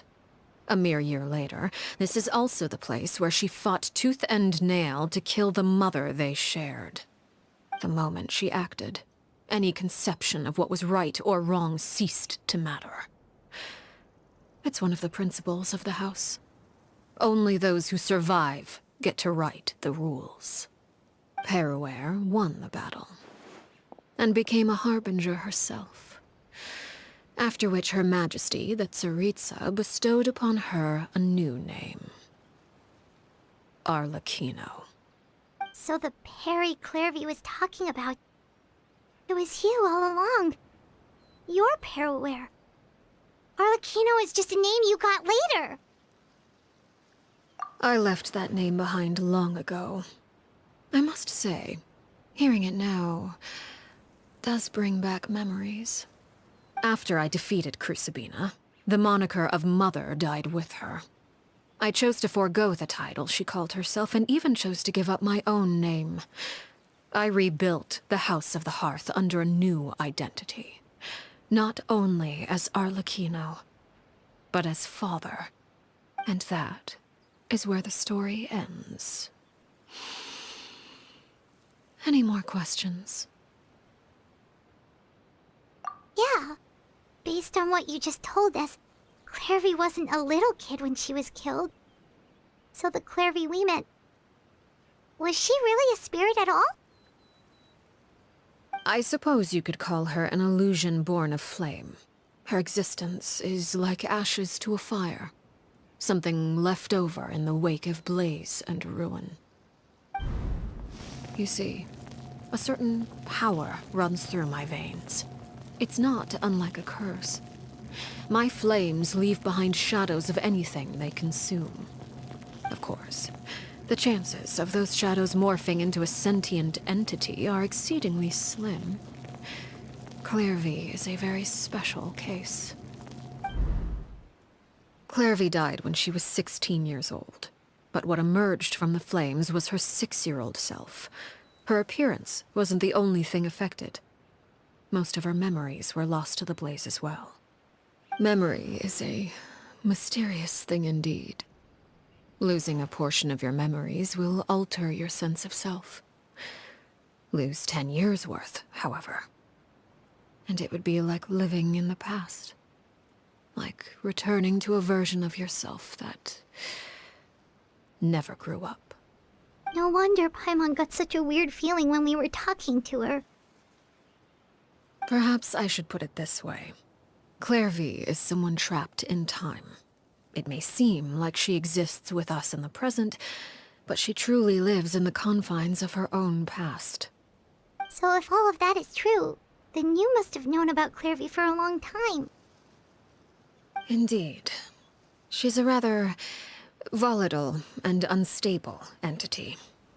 Sometimes she would look after the children. She's even saved some of their lives. But other times, she would hide from me and become obsessed with revealing the truth about the house to anyone who will listen. Shadows don't have the capacity to learn or grow. Any new information they encounter is quickly forgotten over time. Your attempts to expose Clairvy to sunlight. They failed, yes? The reason is actually quite simple. In Clairvy's mind, the house is impossible to escape, and it is this very perception that traps her there. But no matter. All I have to do is kill her again, and all will be resolved. I don't anticipate so much as a single speck of ash will be left behind this time. Wait! Paimon can understand why you might want her gone, but isn't there another way? So what if she's trapped in her 6-year-old self? She's still your friend! At least talk to her first! It's too late for that. She broke the rules, and now she must be punished. That goes for Filial and Nantoy as well. She's had quite the effect on them. I hope you understand. The difference between Crucibina and myself lies in our formulation of the rules, not our policy for enforcing them. Upholding the rules without question is a trait we both share, because that is how a household should be run. Is this really what you want to do? Whatever could you mean? Don't you want to say a proper goodbye at least? Whether as a killer or as a father, there are two things that must be avoided at all costs: anger and sorrow. Anger makes you impulsive. Sorrow causes you to waver. Well, it appears it's about time to proceed. Before we arrived, I told some of my well-behaved children to bring our troublemakers here by nightfall. I do believe I've kept my end of the deal. I gave your friends quite a bit more time. As for what happens now, we'll just have to wait and see.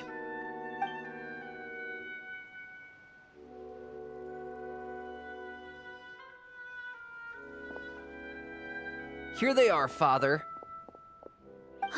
You gonna execute him? Seeing something like that would actually be a first for me. Lenny! I'm sorry. I heard about how you helped buy us more time. But I still failed. I couldn't find a way to fulfill her wish. Huh? Are you... Perry? Indeed, it's been a while, Clairvy. Perry! Shh, stay right there. I'm sorry to postpone our reunion, but first I believe certain scores need settling.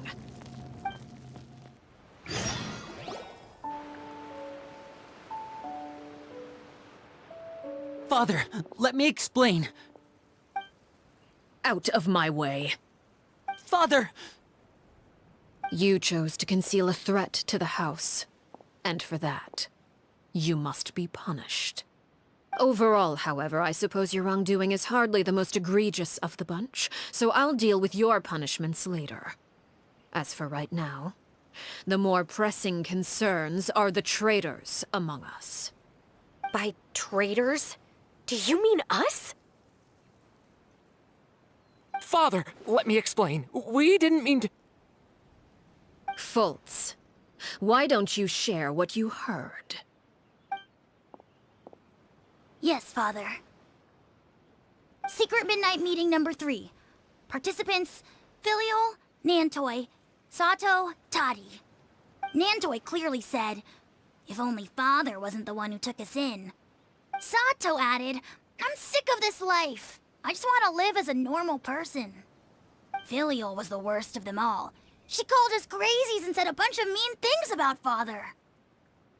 I did not! You're lying! Fultz is trying to frame us. It's not like I'm the only one who heard those things.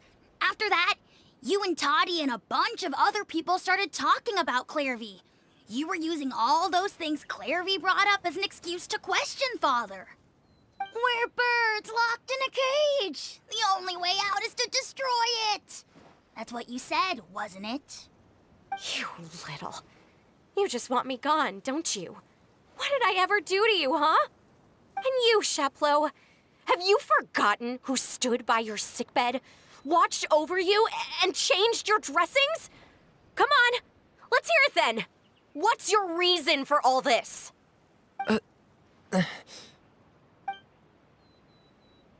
You're wrong, Filial. We don't want you to die. You're our family. Liar. You wouldn't be doing this if that were the case. So why?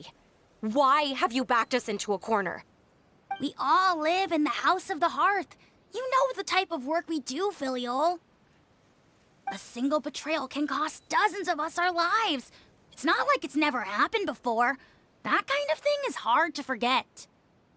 That's why the House of the Hearth cannot tolerate any form of betrayal. Ever since we came to Poisson, you've had 7 secret meetings. A lot of the things you talked about really crossed the line. You've been spying on us for half a month? Wait a second. Now that I think about it, the move to Poisson was just a way to make it easier to spy on us, wasn't it? Because we were all in one place. You've had this planned all along. Filial, Nantoy, I'm sorry. I owe you both my life. I owe Clairvy too. If it weren't for all your help after I got poisoned, I wouldn't be standing here today.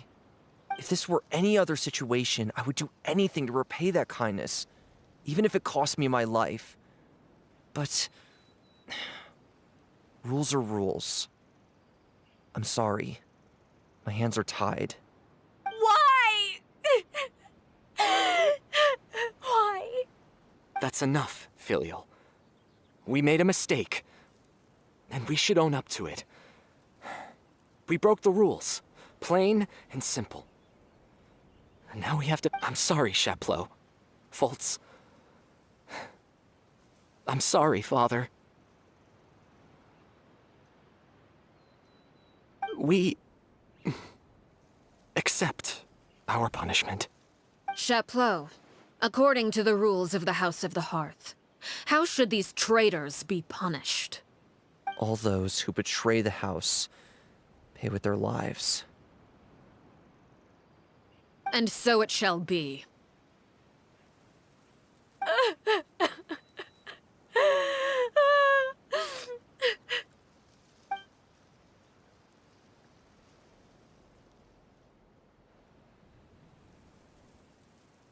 Father, please wait! Something you want to say, Linny? Please reconsider, Father. What Filial and the others did, does it really count as betrayal? We all come from broken families. From the very first day we joined the House of the Hearth, we wanted nothing more than to make it a real home. But the truth is, none of us know what a real home should look like. I'm not saying I have all the answers. All I know is this. Killing Filial and the others may uphold the rules, but doing so will only bring us further away from being a real family than we've ever been. So please, Father, please reconsider. I agree with Linny. Father, please. Linny, you...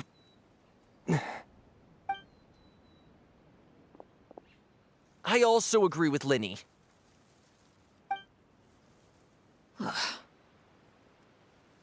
An order once given cannot be rescinded. However, given the extent of your determination, I suppose we shall have to go about this a different way. Draw your weapons and face me. Our weapons? Father, are you referring to a duel? Precisely. The rules of the House will not be altered. Traitors must be punished. However, resolving disputes with a duel is also one of our rules, one that also applies to me. Demonstrate a sufficient showing of strength, and I shall offer a concession. Wait. Beat Father in a duel? Impossible. Father is way too strong, even for Linny.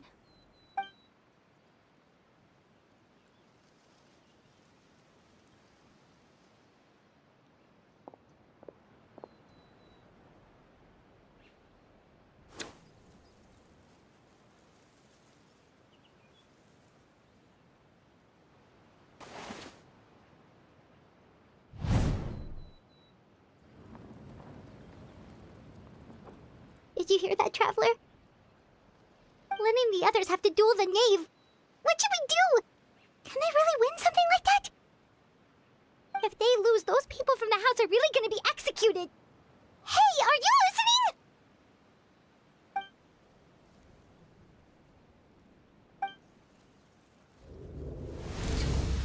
Don't you want to say a proper goodbye at least?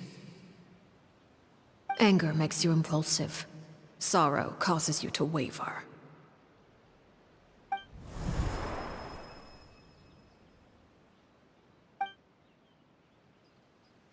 Oh. Looking at that expression on her face, she seems really serious about this. Guess that means there's no chance she's throwing the duel on purpose, huh? When guests are around, families are often on their best behavior. And any disputes are less likely to escalate. When the time comes, make the choice that you deem most appropriate in the situation, and lend your help to the House of the Hearth. What's wrong, Traveler? Hey, where are you going? Traveler? You're asking to join the duel against the knave? I'll allow it. We do have a ready-made dueling ring at our disposal, after all. All I would advise is this. Keep a firm grasp on your weapon, and give it your all. Any less, and you may just lose your life.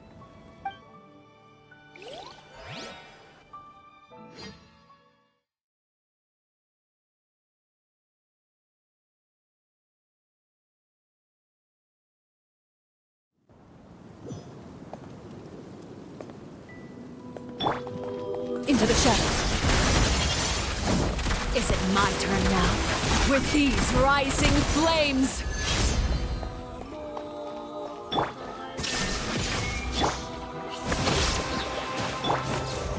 How amusing. Watch out for Father's movements!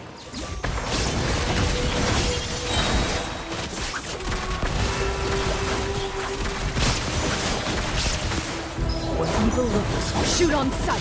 How amusing.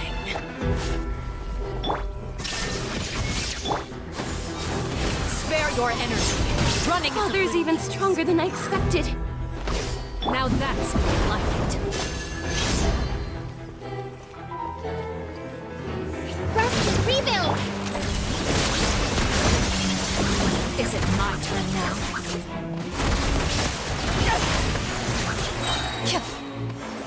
Hunt them. Get in gear!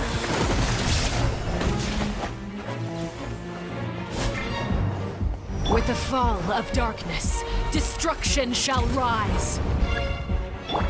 Have a taste of purgatory. Billowing surge! Let's move out. Watch out for Father's movements!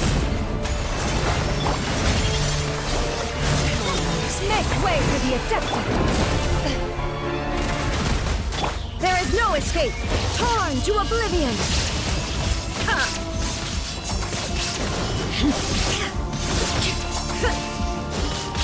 Over here! Is it my turn now? Spare your energy. Running is of little use. There is no escape!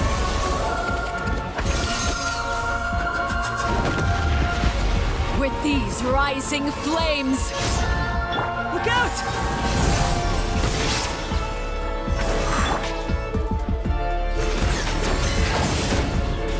Hold the line! How amusing. Now you shall perish! And voila!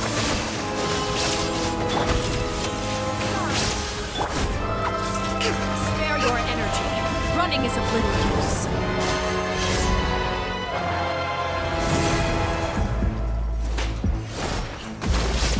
Torrent, bring refuge! Over here!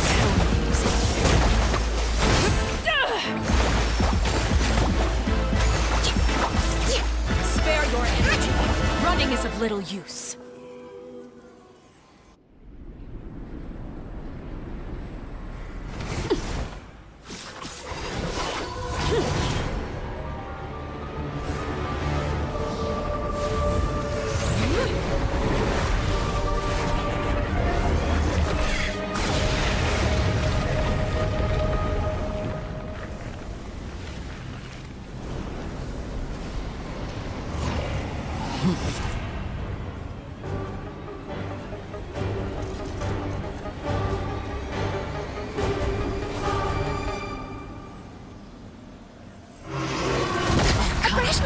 Allow me!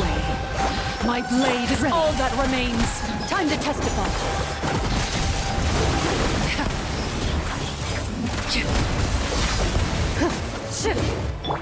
Illusion shattered.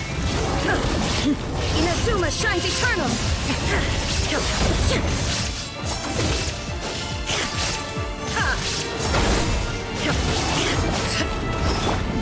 Skyward! Rest and rebuild! Now's our chance!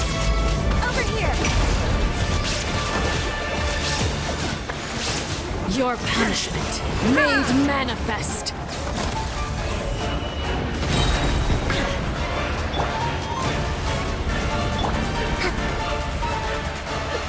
Allow me! Watch out for Father's movements! Look out! The sun and moon have set. Only ruin remains. You struggle in vain. Shine down! Hunt them down! Into the shadows. Now's our chance! Over here!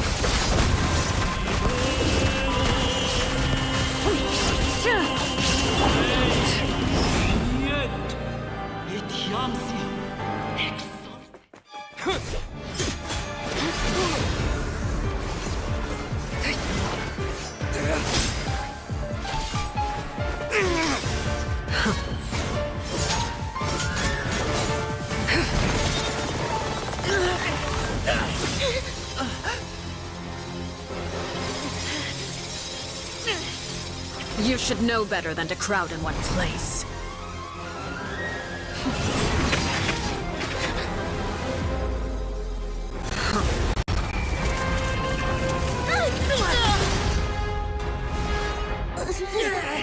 Oh, I know.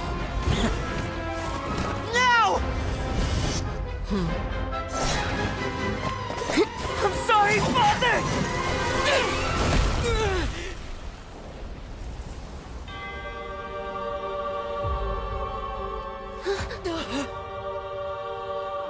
Sorry for what? This pitiful excuse for an attack.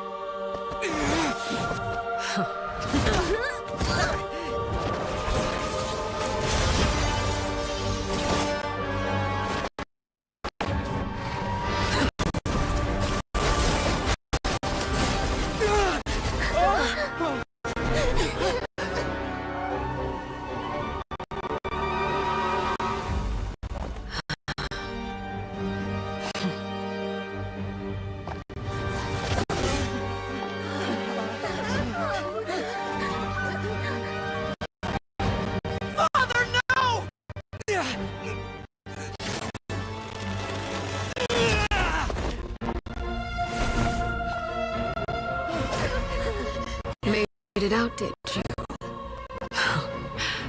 You're stronger than I expected.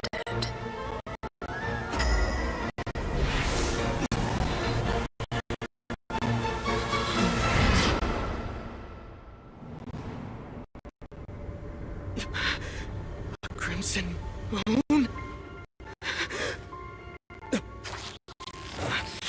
I can't move.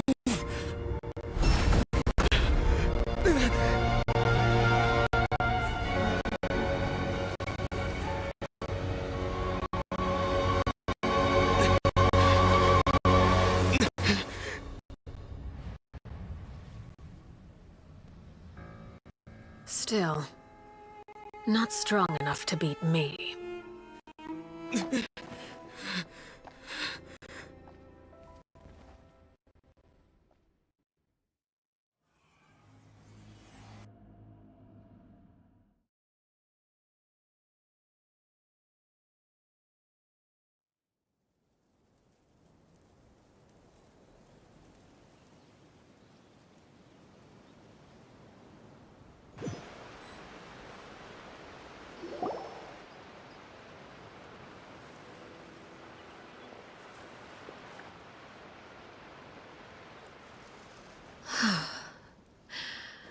I believe we can end things here. It's not often that we get to enjoy the company of guests, after all. We wouldn't want things to get too out of hand. Brother, are you alright? Lenny! Given that I am the victor of this duel, as agreed, the punishment stands. No! I never thought things would end like this. However, everyone involved in the duel demonstrated a remarkable level of strength and determination. In light of this, I'm prepared to change the method of execution. Elwar, the bottled flames I gave you for safekeeping. Do you still have them? Yes? I wasn't sure what they were for, but I've kept them super safe. I didn't lose a single one. Wonderful. Then, in just a moment, I'll have you administer them. Bottled flames? Indeed. They're the product of a secret experiment. Under certain special circumstances, flames can be extracted from my person and preserved. Once ingested, searing pain will spread across every inch of your body. No harm will come to you physically, but your memories will be burned away. If you can withstand the pain. When you awake, you'll have forgotten everything you know about the House of the Hearth, and will be expelled from the organization. In other words, administering this concoction will kill the version of you that grew up in the house, and give you a new identity.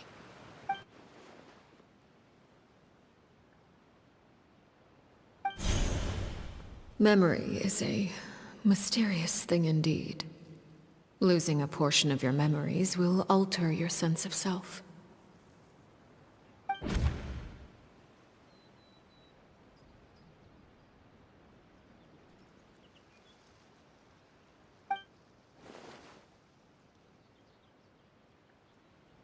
So, you're just letting us go, Father? You misunderstand. Memories are extremely important. Once consumed by flame, the version of you standing before me will die, and our secrets will die with you. So no, I don't intend to just let you go, because the person who survives will be nothing but a stranger. Even so, I won't have to live in fear anymore. I'm sorry, Father. I'm sorry I let you down. But I really... Don't cry, Filial. You haven't left the house yet, so there are still rules to be followed, yes? Remember what I taught you. Anger makes you impulsive, sorrow causes you to waver. Don't let yourself be controlled by your emotions. Of course. I'll remember. Dry your tears, and go pursue the life you really want. Yes, Father. Chaplot, Foltz, Elwar. Take them back to Poisson. And bring Linny and the others as well. I prepared 3 extra vials of bottled flames. As for whether to take them, the choice is yours. Goodbye, children. The next time we meet, I will no longer be your father. Thank you for all you've done for the house. I hope you have bright futures ahead of you.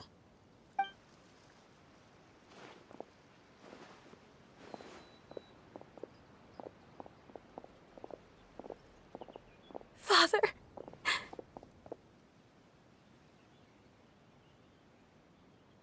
Let's go.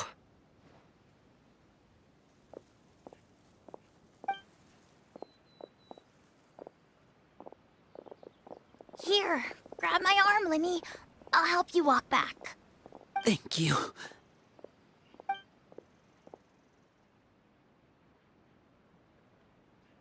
Clairvy.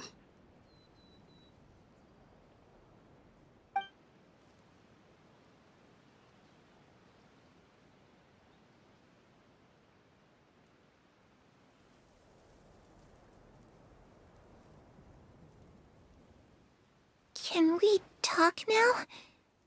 I've been waiting for a super long time. You really are Perry, aren't you? I haven't seen you in so long. How come you're all grown up? Wait, did I somehow travel to the future on accident?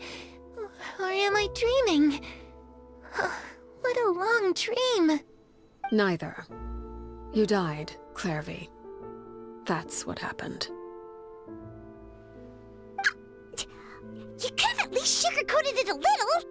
Look, she's done speechless.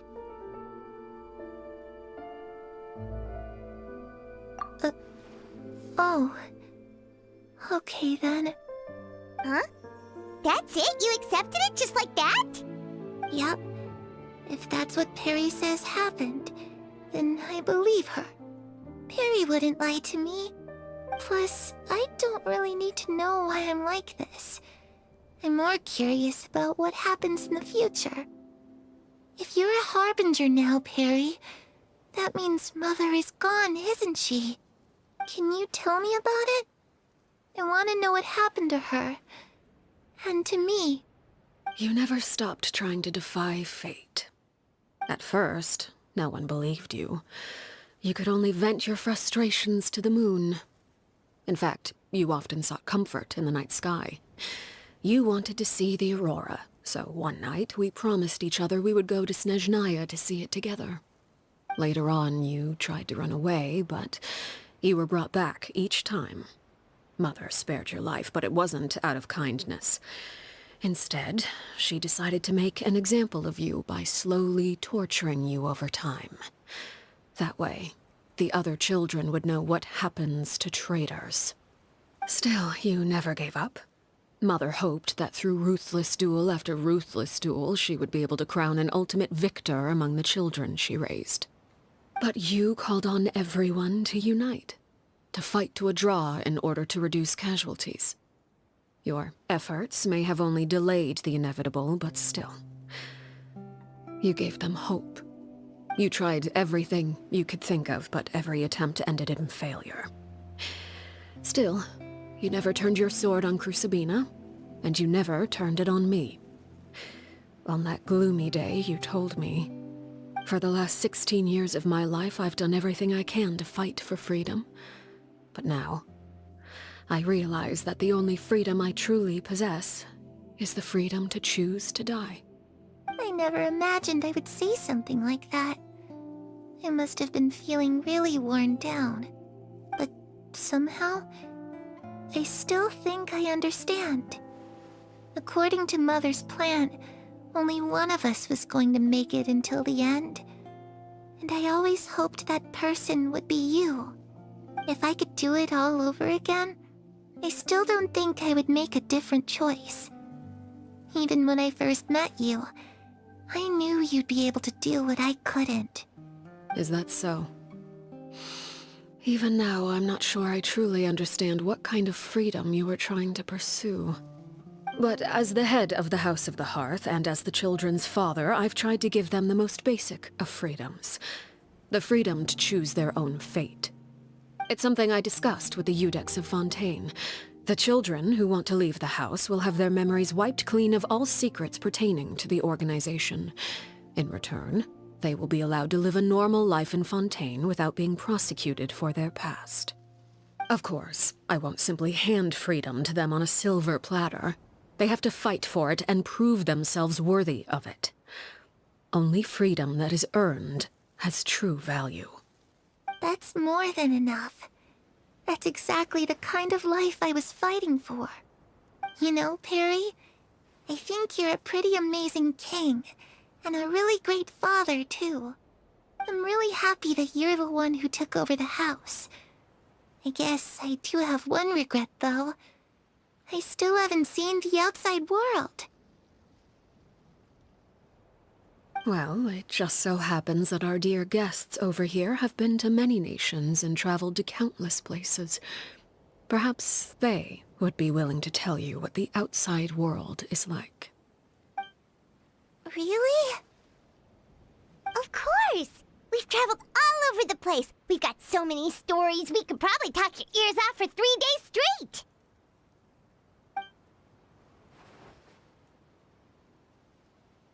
You know, I used to dream of being a bard. Playing the lute while singing into the winds of freedom. Even if there was no one there to listen, I would have continued to sing no matter what.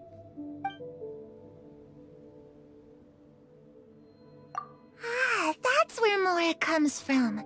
I never knew that before. If I asked Mora, I would buy 3 new dresses. One for me, one for Perry, and one for Mother. It's just too bad Perry doesn't like wearing dresses. And Mother, she probably wouldn't accept something like that either. I guess I'd just have to keep them all for me then. I could wear a different one every day.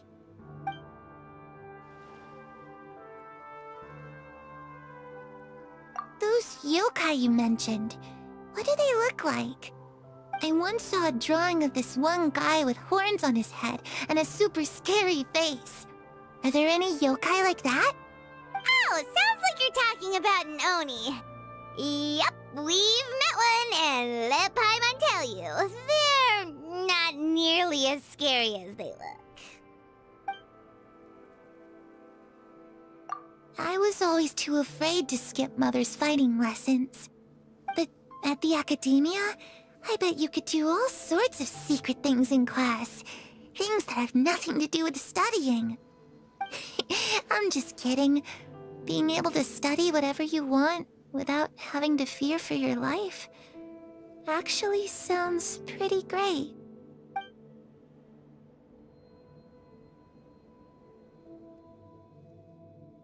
The situation was super dangerous. Lenny and Lynette were accused of committing a crime, and they to stand trial at the Opera Epicles.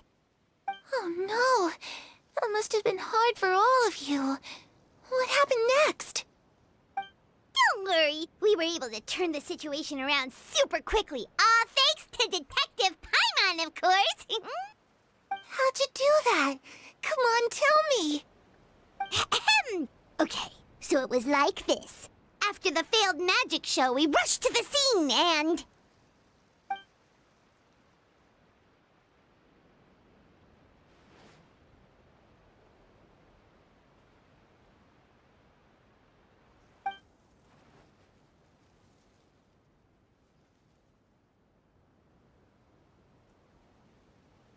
Shadows don't have the capacity to learn or grow. Any new information they encounter is quickly forgotten over time.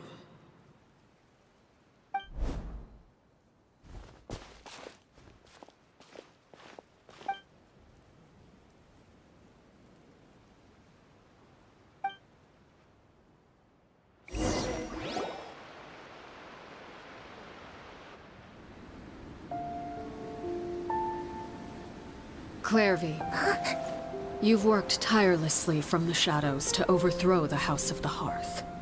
Now, by my authority as the Knave, I shall announce how this matter ends. You are hereby expelled from the House of the Hearth. You are no longer tied to this place, nor are you bound by its rules.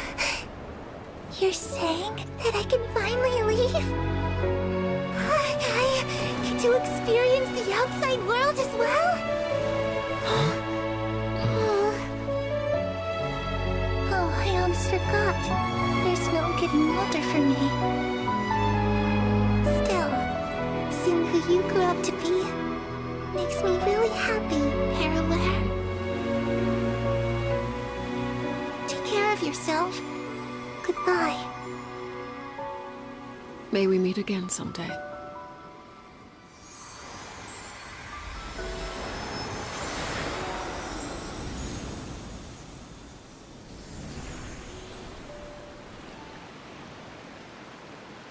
Clairvy.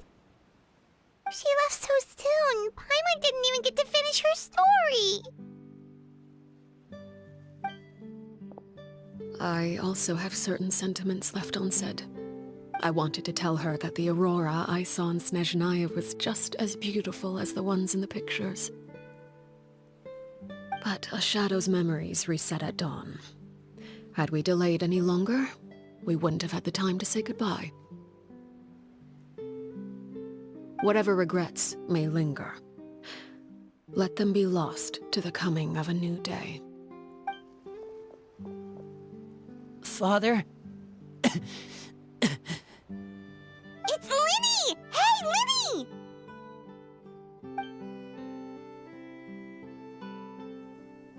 What is he doing back here? Let's go check it out.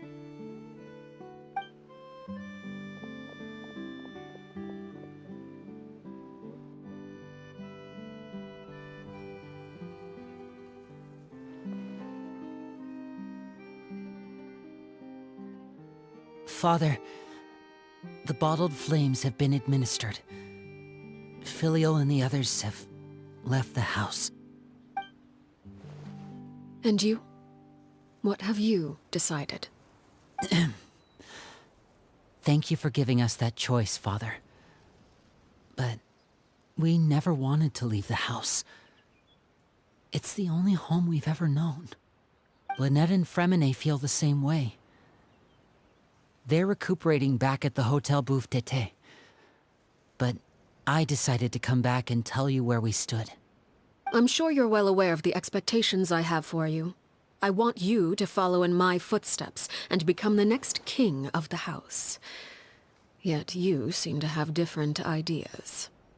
I must admit, I'm rather surprised by your decision to stay. There's nothing wrong with choosing to live a quiet life. Leading this organization is a heavy responsibility, one not so easily carried by someone forced onto the throne.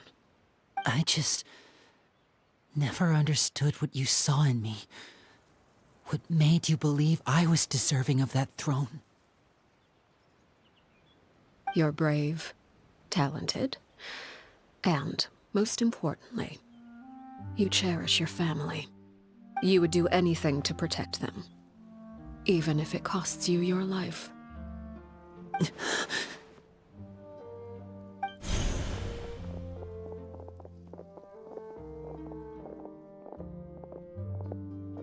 Speaking up back there was so brave of you, Linny. It's all thanks to you that we were able to convince Father to back down. You're a hero, Linny. Hero. Father is the real hero. Had Father gone all out during the duel, there's no way I would have walked away with my life. She must have had it all planned from the beginning, from the very moment she suggested a duel. I'm not deserving of that title. I'm not strong enough or smart enough. You're wrong. In my opinion, all you need to be deserving of the throne is conviction and the necessary strength to act on it. We may have different ideas of what it means to be a family, but you can hardly be said to lack conviction. What you truly lack is strength. For someone of your talent, though, that's something that will come with time. Even without that strength, you still chose to face me in a duel, even though the odds were stacked against you. That capacity to honor your convictions is what I truly see in you. Father. No one knows what the future holds, what tragedy or triumph may be in store. Being at the head of this organization requires the strength of will to face whatever comes. Caution will only hold you back. If reaching a certain standard were required to go after what you want, I would never have succeeded in killing my predecessor. Back then, there was still a considerable gap between our abilities.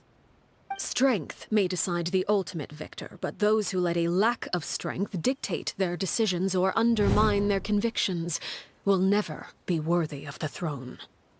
I understand, Father. Thank you. Children must grow up to surpass their parents. Only then can a family continue to flourish. The road ahead is not an easy one, so I'll ask you one last time. Are you certain you want to stay? You've done so much for me, Father, and that kindness must be repaid. Plus, with Project Stuja at hand, there are many dangers ahead, and I, for one, don't intend to back down. Protecting my family at all costs. That's my conviction. Then you're welcome to stay. As for Project Stuja, you need not be too concerned.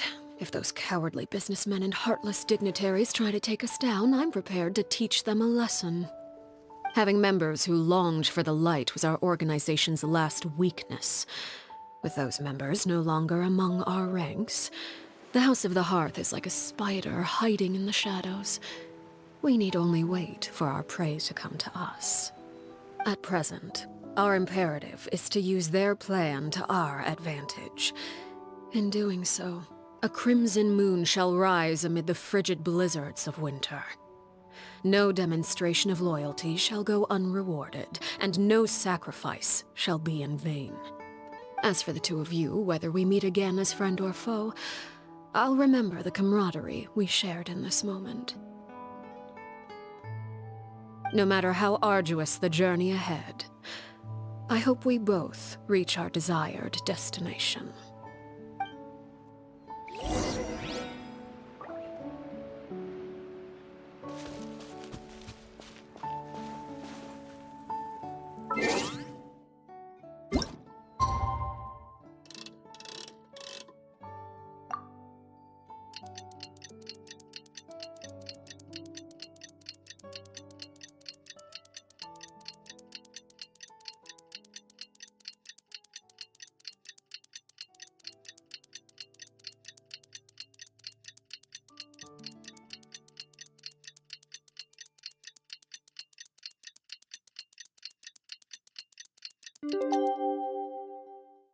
Peace prevails throughout the land. Didn't Linny say that Lynette and Fremine were recovering at the Hotel Bouffe d'été?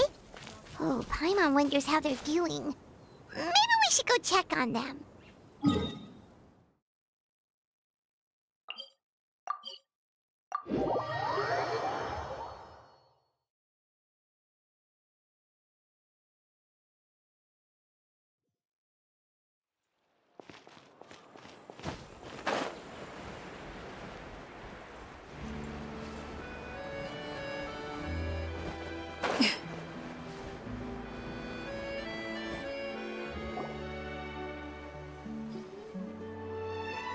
Lynette? Fremine? How are you feeling? Much better. Whew, what a relief! What about you? Are you feeling alright? I knew you'd come out unscathed. Us, on the other hand, well, we've been bedridden for 2 days. I couldn't even turn over.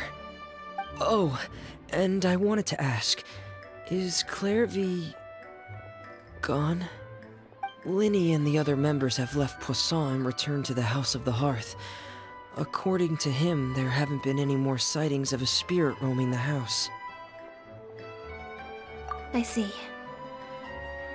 I'm glad.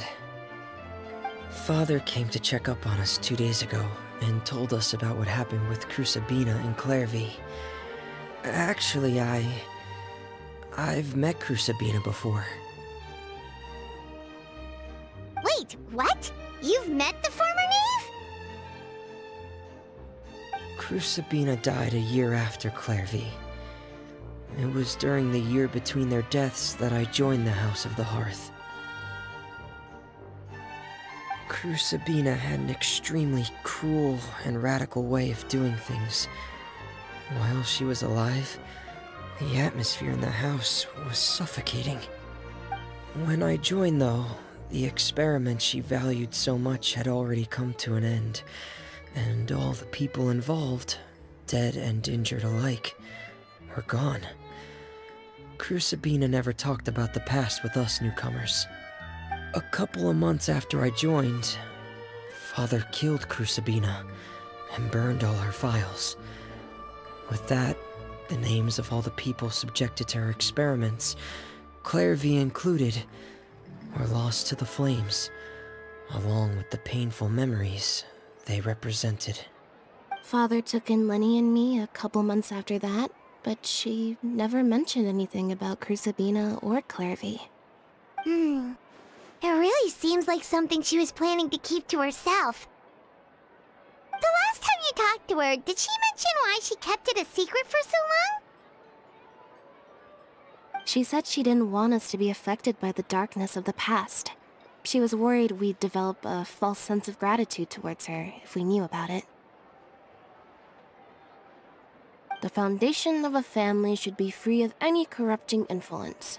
Whatever happened in the past, it has nothing to do with who we are now. And that's what Father told us in the end. But I still thanked her for everything.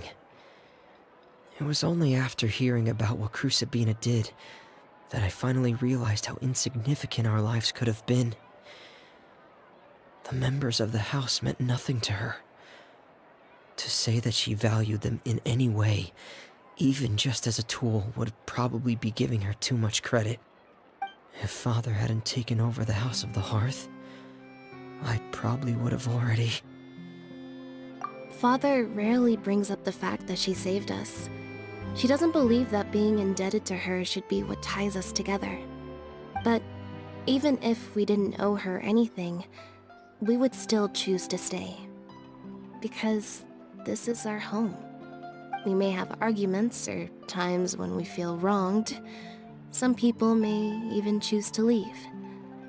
But as long as Father is here, we will always have a home. Whether the path before us is bathed in sunlight or shrouded in shadow, we'll follow Father wherever she chooses to go. So I wanted to say thank you for helping us make it through this crisis. Without your help, we could have lost a lot more along the way. Oh, we didn't do anything, really. Of course. You're welcome anytime.